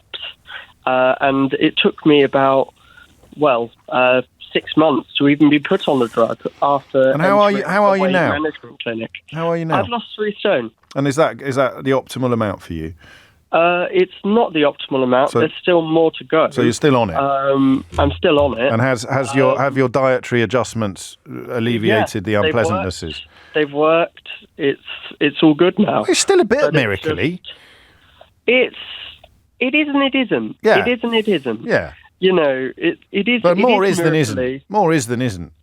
No. Yeah. Yes. It is. Yes. But not 100% miracle. You still need to. 52-48, 52% miracle. The eternal percentage. There, I like that, and it's good because it's not a negative. It's not going to put people off. It's just going to give them a little bit more knowledge, perhaps, than they currently have. A bit of speculation about who my podcast guest is this week. A lot of comedians out there. Also, hi James, says Birdie. Is your next guest Wallace from Wallace and Gromit? Because that's definitely my most anticipated show this Christmas. Mark says Doctor Who. There's not a new Doctor Who on this Christmas, is there? Is there? No one told me if there was. Ian, yeah, there we go. Oh, wonderful, James. You're going to have Gromit on Full Disclosure. Chris says, I can't believe you've got the King on your podcast. That's not the eagerly. Is there a house in the land where the most eagerly anticipated programme over Christmas is the King's speech? I mean the actual speech, not the rather splendid film starring Colin Firth. Do you think they realised when they made that film that they were going to have scheduling issues in the not too distant future? So because now it is actually the King's speech that is on Christmas Day, not the King's speech that is probably on over Christmas because it's become one of those sort of hardy perennials. But what else could they have called it? And while we're on the subject, did you know that in America, or even I think when they made the film, they had to call it The Madness of King George, whereas Alan Bennett's play was actually called The Madness of George III. But when they made the film for American audiences, they thought if they called it The Madness of George III, people wouldn't go and see it because they'd think they'd missed the first two, The Madness of George I and The Madness of George II. True story, that, I think. And why have we never had Alan Bennett on Full Disclosure? That would be a special episode. It's coming up to 12 noon. I think I know what we're going to talk about next. And it is one of the stories, one of the issues that has interested us the most over the years. James O'Brien on LBC. It is 3 minutes after 12 and you are listening to James O'Brien on LBC. I'm going to remind you of something. In light of that story that you just heard in the news bulletin there, 2 men have been charged with offences after an incident at Manchester Airport on the 23rd of July 2024. The CPS has today charged 2 men with assaults on police officers. Mohammed Amars, 20, is charged with 2 offences of causing actual bodily harm, 1 charge of assaulting an emergency worker and 1 charge of common assault. And Mohammed Ahmad, 25, is charged with causing actual bodily harm. It has also been revealed that no police officers will be charged. So the defendants will appear at Liverpool Magistrates Court in the 3rd week of next year. I'm just going to read you something that I told you when I started getting quite odd messages about two-tier Kia, and the usual suspects tried to use this incident as a publicity, as a sort of publicity attracting stunt. And by usual suspects, I mean people that are profoundly and permanently dishonest and desperate to portray this country as being much, much worse than it really is. Because when I am confused, or when you tell me you're confused by matters legal, I go to lawyers. I don't go to tin pot politicians or newspaper columnists. And this is what I read you at the time. This was the advice I took from a barrister friend of mine who wrote, quite simply, it's under investigation. That's as much as we know. It's clear from the CCTV that this incident has been selectively presented on social media, including by some of the people concerned. And there will be other evidence and lines of inquiry which we are not aware of. The officer in question is also apparently under internal investigation by the IOPC, so there are a lot of moving parts, I imagine, before the CPS is able to decide, 1, who is to be charged, and 2, with what offences. But really, there is nothing unusual about a serious incident involving a police officer taking a long time for a charging decision to be made. These cases have fewer resources devoted to them and present fewer complexities than some racist wazzock filming himself throwing bricks at riot officers, which is why it has been possible to charge many, although by no means most, of the Farage rioters swiftly. That was the advice that I took. And the advice that I shared with you, and the advice that has been proved entirely correct. Now, what you need to understand, if you care about such things, is that everybody pretending in public life not to understand this was lying to you, up to and including anybody contemplating or announcing the possibility of launching a private prosecution. They knew that the authorities were doing their work. They knew that the wheels would turn slowly, but they knew that they could garner some short-term publicity from pretending not to understand that, which is another reason why you should always listen to this programme if you're interested in the truth. Because if you're not, there's now loads of places in the UK media where you can fill your boots.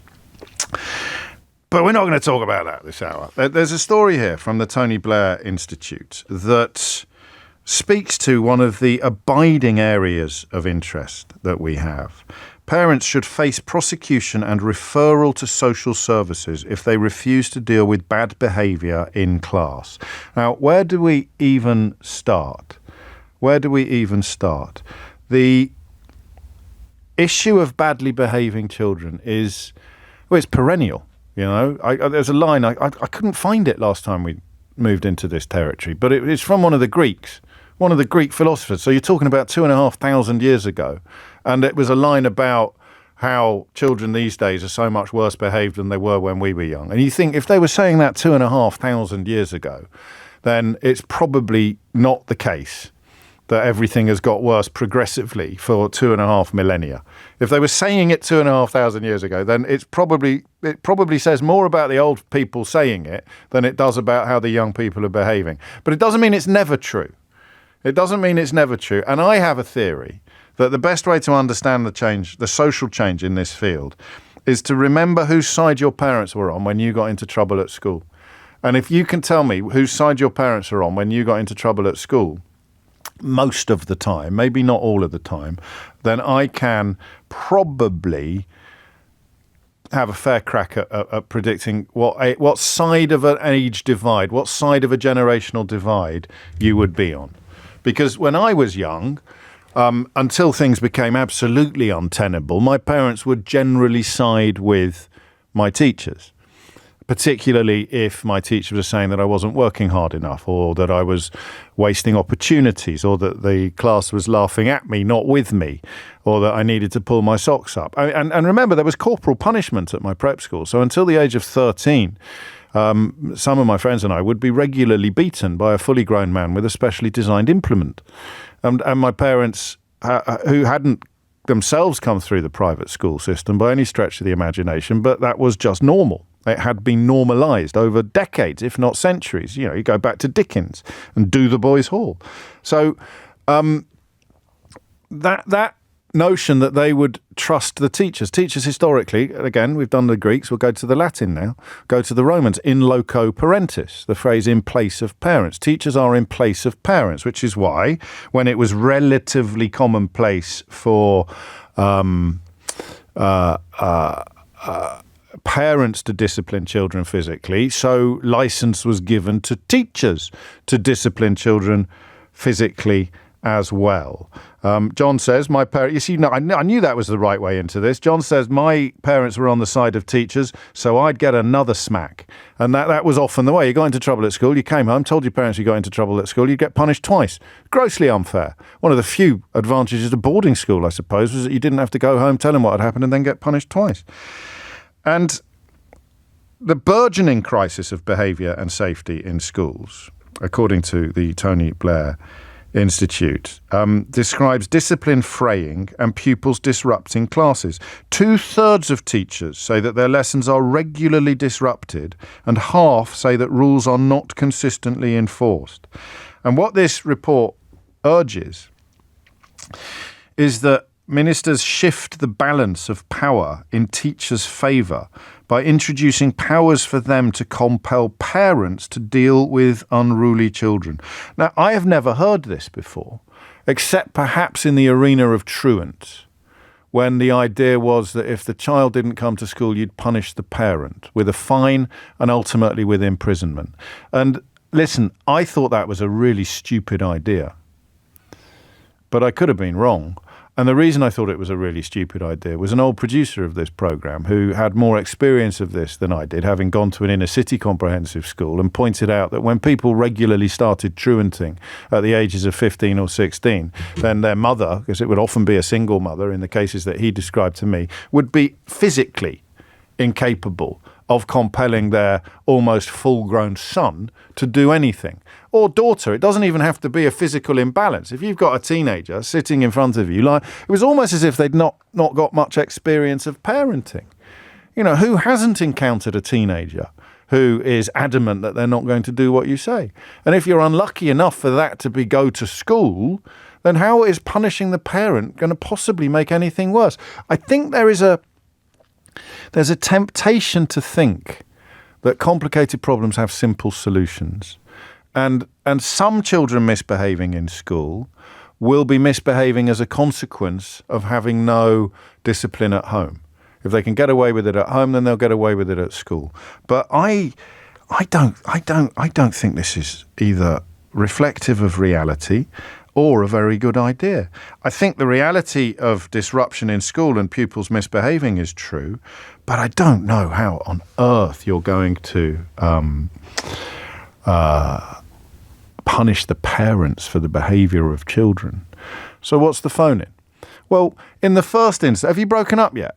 Have teachers of schools broken up yet? I got a seat on the tube this morning, which suggests that there weren't as many school children on it as usual. But I want to know about, especially people who have been teachers for a period of time, let's say 10 years or more.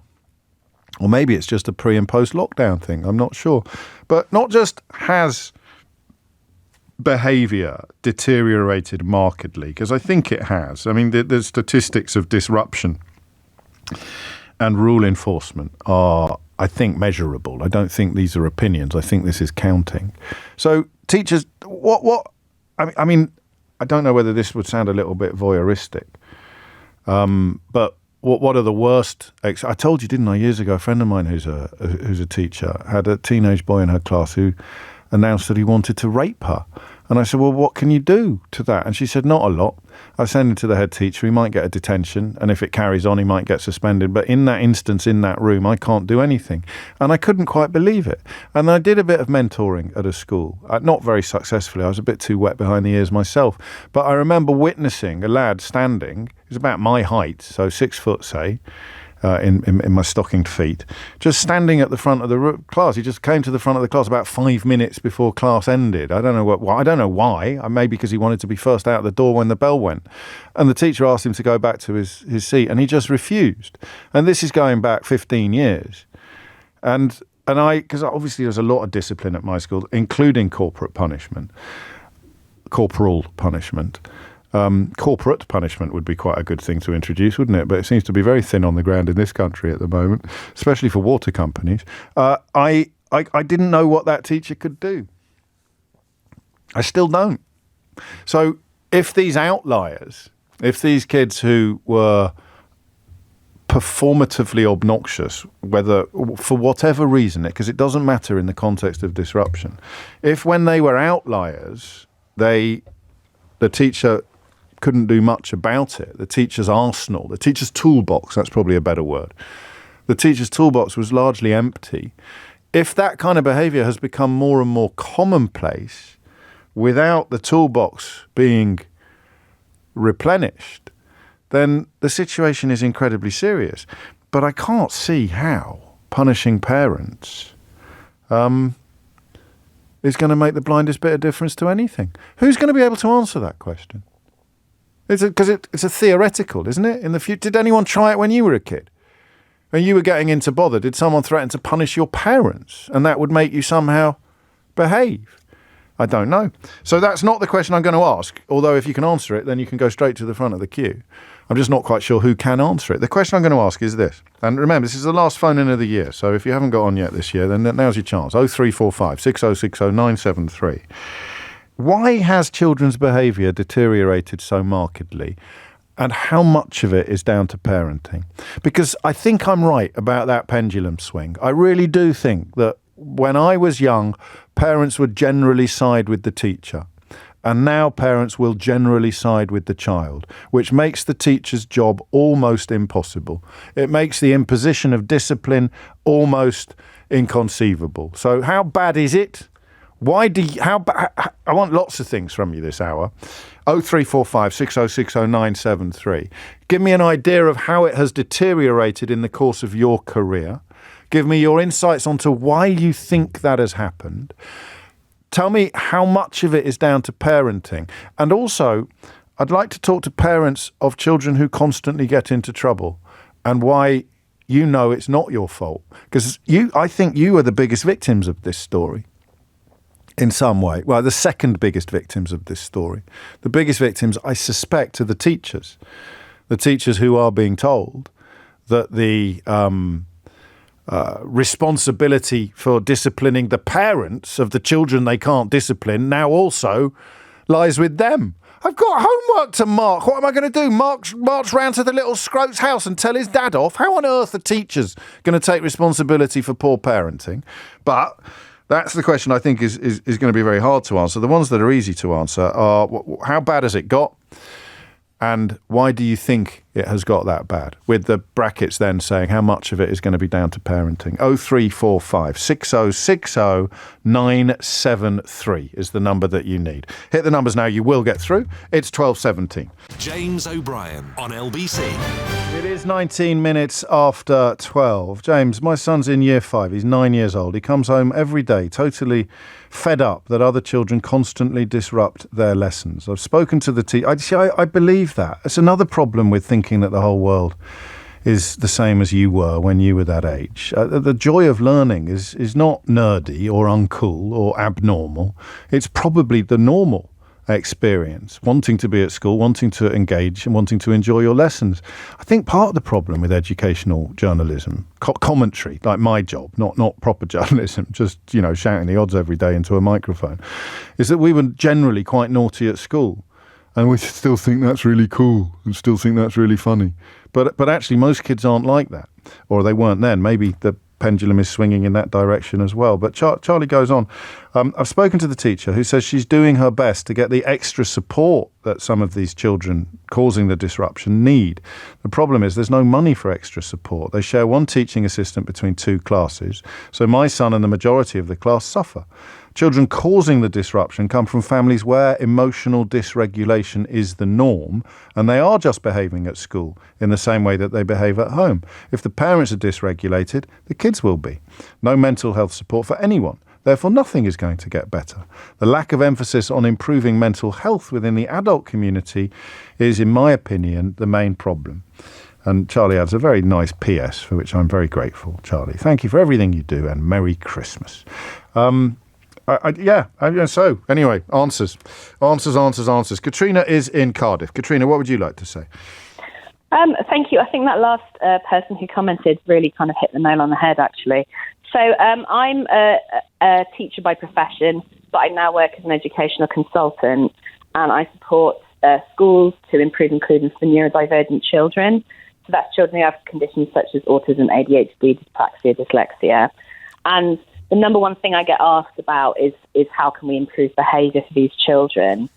I work a lot doing things like exclusion prevention and also working with children who have emotionally based school avoidance. Right. And we've already tried this idea of fining parents. I thought we had. Especially on the school avoidance front. Yes. Yeah. And it's been going on for probably a couple of decades now. I think it was Tony Blair who brought it in. And there are, you can look this up, there are millions of pounds worth of unpaid fines. So, people are paying the fines. Of course there are. And then, of course, there are lots of parents who are being taken to court, and it's not making the blindest bit of difference. So we've gone to the point. I wrote a study. I did a peer-reviewed journal in 2020.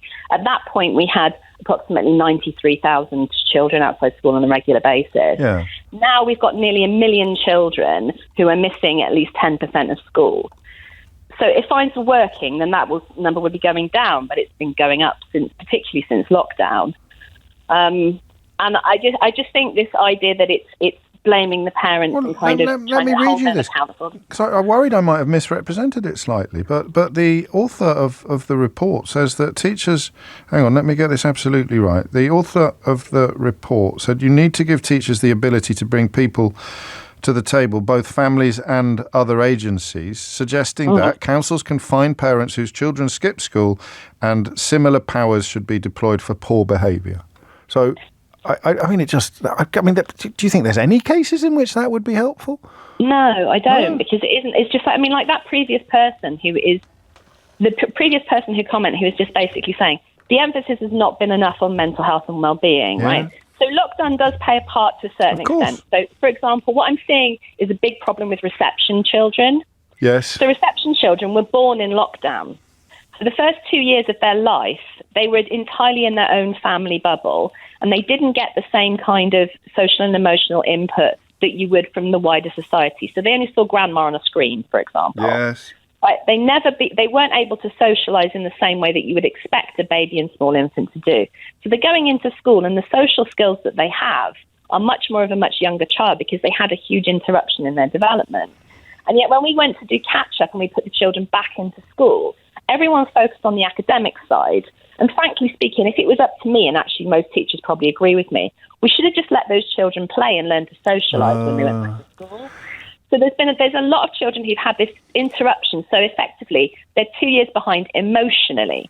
So we talked about the academic catch-up, but no money, no funding, no extra support was put in to the emotional catch-up that happened. And it's not so much the actual lockdown, it was the coming out of lockdown. No, of course. Yes, of course. And that's going to be how big a part of it, do you think? I know it's only an estimation, but in terms... I think the thing is the children got used to certain things. Like, so, for example, online learning worked amazingly for a lot of neurodivergent children. So, autistic ADHD people often enjoy online learning. Yes. And, will kind of seek that out in terms of their own university and professional development. This is a well-known fact, the kind of quite early adopters of technology. When the children went back to school, when they have a bad day, if they, for example, they are experiencing anxiety-based school avoidance, they can't learn online because the school says they no longer have the facilities. There's some schools doing some amazing creative things with that. But it's a lottery. When they're asked the question of things like, why can't I learn online?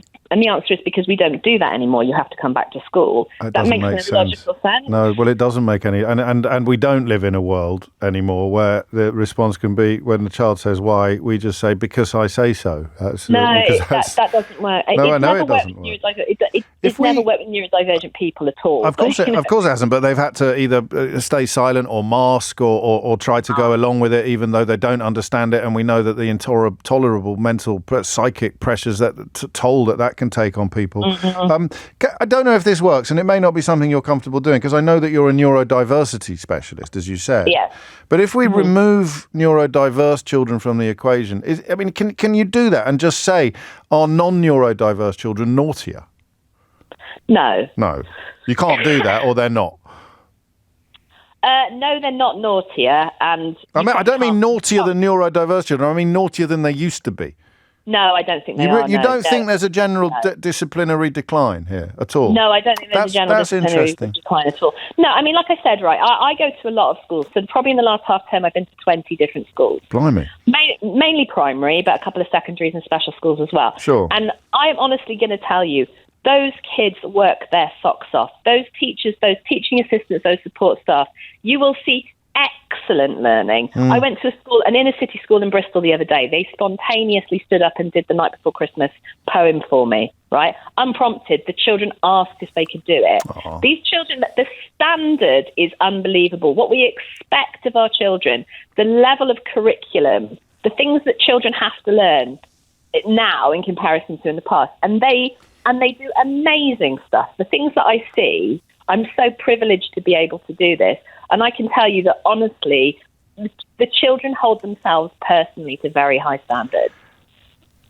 So what? So I mean, it is about. I mean, every phone-in the last month at some point has sounded as if so much has been damaged. Lockdown being an exception to parts of this rule, but so much has been damaged by the 14 years of policy and cuts and austerity that all we're really doing now is seeing how many people have still got their swimming costumes on when the tide goes out. Yeah, and it's just like, I mean, I go to schools and like I said, I'll walk through schools and they'll go, that class is being taught by supply. This teacher's off on long-term sick. The LSA from that class has been missing because she's got a bad back. It's like the staff are on their knees, right? It's bad anyway because this half-term you can probably hear I've got a really bad cold. There's so many illnesses going around, but the level of absenteeism. I was speaking to a Senko this morning, their head of early years, who has been there for 35 years, has just resigned because of behaviour. And it's not because she blames the children. She's like, I do not have the facilities to be able to accommodate these children. So that is why you say that it's not a question of children getting naughtier. It's a question of teachers being deprived of the means to deal with it. Yes, I mean, like there's schools like, so again, I mean, a lot of this, I'm in the west of England, so in a city school in Bristol the other day, I went there and they've had to get rid of 6 of their LSAs because they don't have the money for it. It is a school, right? They've got a nurture room. They don't have anyone to run the nurture room. They're in a city. I mean, they are literally right in the centre of Bristol. They could not be a more perfect demographic to have nurture. They really, really need this. Sure. They've got the training, but they don't have the money to run it. They can't pay someone to staff it, and therefore, I mean, it's come from Tony Blair's think tank, which is not necessarily an indicator of a political slant, but people would expect it to be more closely allied with leftish thinking than right-wing thinking. But it sounds like a typical right-wing response to a complicated problem, a meaningless and unpleasant-sounding tactic. Well, we've got to be nastier to the parents. We've got to prosecute the parents. And that, I think, well, we'll find out. Katrina is set the scene perfectly. That sounds to me like absolutely pie-in-the-sky policy suggesting, if that's the right phrase. And again, we're here, and this is Keir Starmer's problem. I don't know he's got a solution to it. I mean, it is true that almost all of the problems the country faces are a consequence of the last 14 years of policy making and, of course, of Brexit. And yet he can't, for reasons we still don't fully understand, go anywhere near as close to Brexit as many people would like to see him do. And he will, as we're seeing, come under increasing attack for pointing out the reality of where a lot of the responsibility lies for a lot of the problems it's now his job to fix.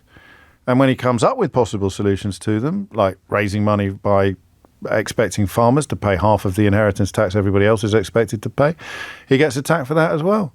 I'm not actually defending him on this occasion, and I suspect in 2025 I'll be edging closer to the despair at the direction of traffic if things don't improve sooner rather than later. But the problem with having a media class that's dedicated to defending the interests of their own side is that the truth is the first casualty, and if you're not getting the truth, then you can't get the solutions. If you're not getting the truth about the problems, you can't possibly come up with the solutions, which is why punish the parents sounds like something that one of those secretly funded right-wing think tanks would have come out with, as opposed to the Tony Blair Institute. 12:30 is the time. Tim Humphrey has your headline. James O'Brien on LBC. 3 minutes after 12 is the time. This from Mark. Hi, James. You'd put anonymously, please, at the top. There we go. I know it's only a first name, but I'm not going to go there. It's it's a harrowing story, but it's an example of, without going into detail, how being taken to court in circumstances where your child not going to school was not only understandable but probably necessary is unlikely to prove an effective policy. I don't know whether you heard that in my conversation with Katrina. You heard my surprise and slight pushback to the idea that children haven't got naughtier. Has anyone found me that Greek quote yet? I don't think it was Herodotus. It was Thucydides. Of course it was. Thank you, Keith. It was Thucydides. But I can't find the quote. There's a quote about children getting naughtier. And it was from about 2,500 years ago. And it kind of proves my point, because I'm a bit too keen to believe it. You heard that in my conversation with Katrina. So incidences may be increasing, but that is not going to be because children have become naughtier necessarily. And Katrina does this for a living. It's going to be because teachers have been increasingly deprived of the tools they need to deal with it. So, again, if you were to go back to 2009, then teachers would have been much better equipped to deal with the kind of issues that develop into the kind of problems that the Tony Blair Institute is now suggesting would be solved by prosecuting parents. I'd love someone to defend that idea, but I don't know how you can really, unless you're just sort of going to pluck your arguments out of the sky. Kieran's in Loughborough. Kieran, what would you like to say? Hi, James. How you doing? Very well, Kieran. What's on your mind? Well, I just had a really nice long chat with your producer, and kind of I don't really know where to start. So I'm a teacher like Katrina. That's the whole point of the long chat with the producer, to help you zone in and focus your thoughts. It's really, really good. So where I kind of ended up and where I probably will start now is I think one of the biggest issues is literacy. Okay. In that, I mean, I'm a music teacher, so literacy is not on my radar much of the time anyway, but... Sure. Children don't read, and I think lots of parents only read to their children when they're babies, and then as soon as children get difficult, here's a tablet, and off you go. And then they're just glued to a screen. Anytime they misbehave, here's a tablet. And then as they get older, social media's there, and they're still not reading, and they've not got the emotional maturity from reading stories, having an imagination. Parents are not disciplining their children because what does that mean? Disciplining their children? Yeah.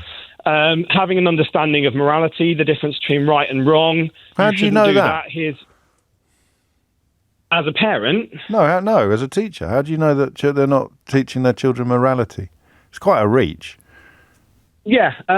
Well, so, for example, we have parents that come in for meetings because their child's doing something wrong, and they will back their child up to the hilt whilst they're in that meeting. The second the child walks out of the room, the parent goes, "Please help me, I don't know what I'm doing. I'm really struggling, I can't do this." But that's not a failure to teach morality. That's an inability to cope with reality. Well, perhaps it's part of the same problem in that. No, it sounds like. It sounds much closer to the critique of mental health support and special educational needs services. I'm not, and also they have to be seen to support their child by the child in some circumstances. Yes. Otherwise, the child is entirely alone. The child is alienated and demonised at school. And if mum and dad were to join in with that, the child's burdens would become intolerable, I think. I completely agree with that. But from what we've seen, there are those instances where children have the chance to make the decision between right and wrong. Right. And whilst the parent is there in front of us, they're agreeing with that particular child. Yeah, but we did that. I did that when I was young. No, definitely. But when I was a child, I feared going to parents' evening with my mum for what the teacher might say. Same. Now as a teacher, I'm now like, right, is that parent going to have a go at me? Yeah. Rather than talk about how we can constructively support your child. Yeah. As a music teacher, you'd have parents having a go at you? Yes, certainly the older students less so, but the younger students, and we can bring COVID into this. Yes, the younger students have got a lot of anxiety, and for example, they might not want to perform because they're anxious. Whereas obviously that is a huge part of what we do. It's how we assess a lot of what we do, certainly when they're younger, and we try not to let students say no to that because it is really good for their confidence to help build. And regardless of when they whether they take music on in their further lives, almost everyone will have some sort of instance where they are performing, in inverted commas, in their job, where they need to have that ability to orally speak, perhaps in front of other people. If a child is terrified and a parent thinks they might be traumatised by it, it's slightly chilling to hear you say we don't think they should be allowed to say no. But it's a requirement of the national curriculum set by the government as well that students do perform. Right. So we are following through on that. But on the COVID side of things, obviously, yes, we have seen a massive increase in children's mental health and well-being. And I think Katrina hit the nail on the head. Anxiety is a mental health issue.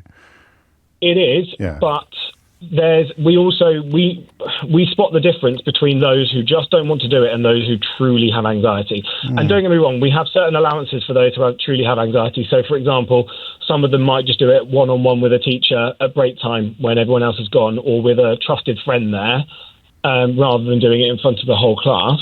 But in terms of their emotional maturity, Katrina was right in that we should just let some certain young people play. And be young again, and in different contexts, instead of just being young, as you say, on tablets or online or in lockdown or at home. They'd never had that reception sort of coming in and being measured and assessed and tweaked. And it's so difficult, Kieran. I find the work that you and your colleagues do so inspirational, and the steeper the mountain, the more impressive it becomes. But of course, the counterpoint to all of that, on my sort of warm words, is that 35-year experienced early years leader who's just resigned at one of the schools Katrina helps because they just don't have the tools they need to do the job they want to do. And that's a national shame. If someone wants to do a job that involves helping people who need help and they can't because the tools have been confiscated or diminished by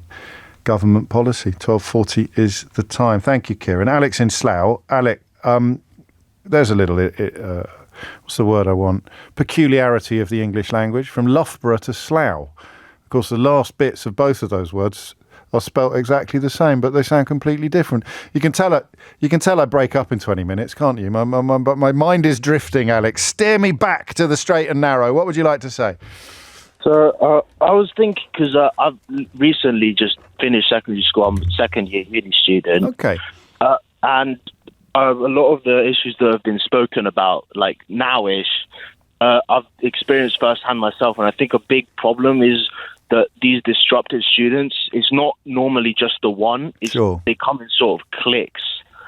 And big problem, like when I went to uni for the first time, a lot of these disruptive students, they sort of tried their antics in lectures and they got snuffed out pretty quickly. How come? How were they snuffed? Because I thought you were going to say uni was better because the disruptive students weren't there because they didn't go to university. But no, so you took me by surprise. How did you snuff it out? How did you sit on it? Well, the lecturers, they like when someone tries to play around in that sort of way, the lecturers, it's just sort of made quickly and sternly made obvious that sort of behaviour doesn't fly. So, and if you haven't got the clique that is giggling with you and egging you on, then you feel like a right prune, and so you shut up sharpish. Pretty much, yeah. That's the main problem with it. Is I don't know how those sort of little groups can be addressed. That's not really my area of expertise. But when I was at school, which is an extremely long time ago, they just wouldn't let you sit near each other. Yeah, that was like something that it sort of tried to do when I was in secondary school as well, but it just didn't really work in the end. What were the numbers like on this? So say there's 40 kids in a class. How many would be disruptive and how many would be ambivalent about it all? And how many would be really cross that their education was being disturbed? So I'd say it'll be like probably about 4 or 5 students that are like the loudest, sort of most disruptive. That's what I would have guessed. Yeah, the rest of them are like the rest of our students who wanted to like sort of learn in quiet. They're just sort of like annoyed, silent majority, pretty much. Like, no one really spoke up about it. No, because you can't really. And also, you sort of suffer in silence. And you don't want to sort of join a team that the teacher is the captain of when you're that age, because that just feels a bit uncool, I think. It's like teacher's pet type territory, isn't it? Even though you wish that the teacher was finding it easier to teach. Yeah, like sometimes when I had to sit through like a whole hour of these kids acting like buffoons, you just sort of wish that the teacher would just tell them to, like, you know. But I don't think here's the point. The teacher doesn't have the tools to do that anymore. I used to get beaten at school, or I'd be thrown out of the class, or I mean, all of these slightly Victorian punishments that I'm just old enough to have been in the last days of. Teachers, quite rightly these days, because of course schools and other institutions were rife with much worse abuses when teachers had too much power, when they had too much authority. But we're back to the pendulum. Briefly, Alec, what about punishing the parents of the kids that you describe, your former classmates that you describe? I think, you know, their parents probably didn't really care. And if the only way that you can get the parents to care is by giving them personal consequences, maybe not so far as prosecution, but, you know. What would it be? I mean, if you don't care and you're negative, and a council worker comes around and threatens you or says something, I don't know. I'd like to think it might work, but I don't currently see how it would, which doesn't mean it couldn't, but suggests that it probably wouldn't. It is 12:43 and 12:44 even, and I just want to tell you that this Christmas, LBC's charity Global's Make Some Noise has teamed up with Furniture Village to help fund vital projects across the UK. For the price of a stocking filler, you can bring hope and joy to those in need. With just a small donation, you can help provide warm clothes for a child, a hot meal for a struggling family, or even a safe place for someone without a home. It's the season of giving, and your kindness can make all the difference. Here's Amelia, who was diagnosed with aplastic anemia in May 2023 at just 5 years old. I had to have a needle in my arm, and I had to have blood taken out, and I had to put platelets and blood back in me, and I had to be attached to a machine. I did have to stay in my house for lots of months so I didn't get infections. The worst thing is that I can't see all my friends. It felt sad. And then Sam came along and they came to my house to play games with me and look after me. It made me feel really happy. Sweetheart. Make Some Noise supports children like Amelia by funding family support workers to provide them with emotional support sessions to help the whole family through this difficult and scary time. If you are able to donate just £5 this Christmas, please text LBC5, no spaces, to 70766. That's LBC5, no spaces, to 70766. If you want to make a different donation of any amount at all, just head over to makesomenoise.com. Donations of any size really do make a difference. 100% of your donation will go to Global's Make Some Noise, and 16s and over only, please. Please seek the bill payer's permission. Standard network charges may apply. Terms and conditions are at makesomenoise.com. Thank you for your support. James O'Brien on LBC.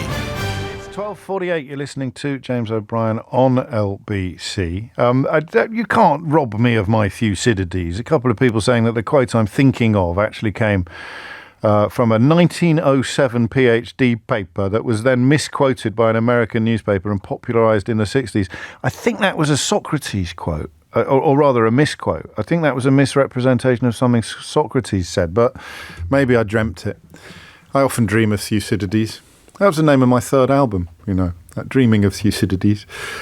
12:49 is the time. Back to the question of discipline in schools. Quite a few of you. Remember, it's quite nerve-wracking to come on the radio. So Louise and others slightly disturbed by the idea of anxious children being forced to perform in concerts. She's still haunted by that very real experience decades later. But, be a little careful before throwing stones. I don't think, be easily persuaded that punishing parents will make children behave better in class. Not least because I was an annoying child. I know this will come as an enormous shock to you, and I'm not proud of it anymore. I used to think it was cool to be naughty, but when you speak to people who really want to study, and like Alec, our last caller, and are prevented from doing so by that small number of disruptors, you realise what a silly thing it is to do. The problem's not the word, but what special educational needs do is make it less of a choice for a child. So I don't know whether or not I've got mild ADHD or something like that, or ADD, but I do know that I would start lessons determined not to get into trouble, and 20 minutes later I'd be standing outside. I don't know why, but I didn't want to be that child. I didn't want to be excluded from school, excluded from class. I would start every lesson determined to I wanted to do well. I wanted to get good marks. I was clever enough, luckily, to be able to do the exams and keep my head well above water, but I would frequently I'd be on report card all the time, and I hated being on report card, which is when at the end of class you had to go to your teacher and give them a card, and they'd give you a grade. And here you go. So if you got 4 Ds, right, in a week, you got beaten. So no one wants to get beaten. You've got a card with all your timetable on it. God, I haven't thought about this in 30 years. And you take it out, it was bright red. It was like a red colour. And they did it on the school printer, and it had your timetable on it, and you'd fill in the teacher and you'd fill in the class, and you'd take it to them at the end, and they'd give you a mark solely for your behaviour. This was for the naughty boys, right? And if you got 3 or 4 Ds, I forget how many, or lower, I think an E counted as 2 Ds, you got beaten. You go to the headmaster every Friday, show him the card, he'd count up the grades, and if you had, and you knew it was coming. One kid got caught faking it once, tried to turn a D into a B, bless him. I remember that. And then you had to put your hands out and get hit by a fully grown man with a specially designed implement. And that didn't stop me being naughty in class. That didn't stop me being naughty. So how on earth would fining my parents, who were, it's a bit odd anyway, given that they were paying money to send me to this school in the first place. It's a crazy one, right? I think Kathy is singing from a similar hymn sheet.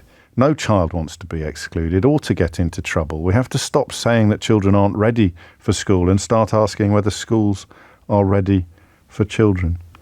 Ruby's in Southampton. Ruby, what made you pick up the phone?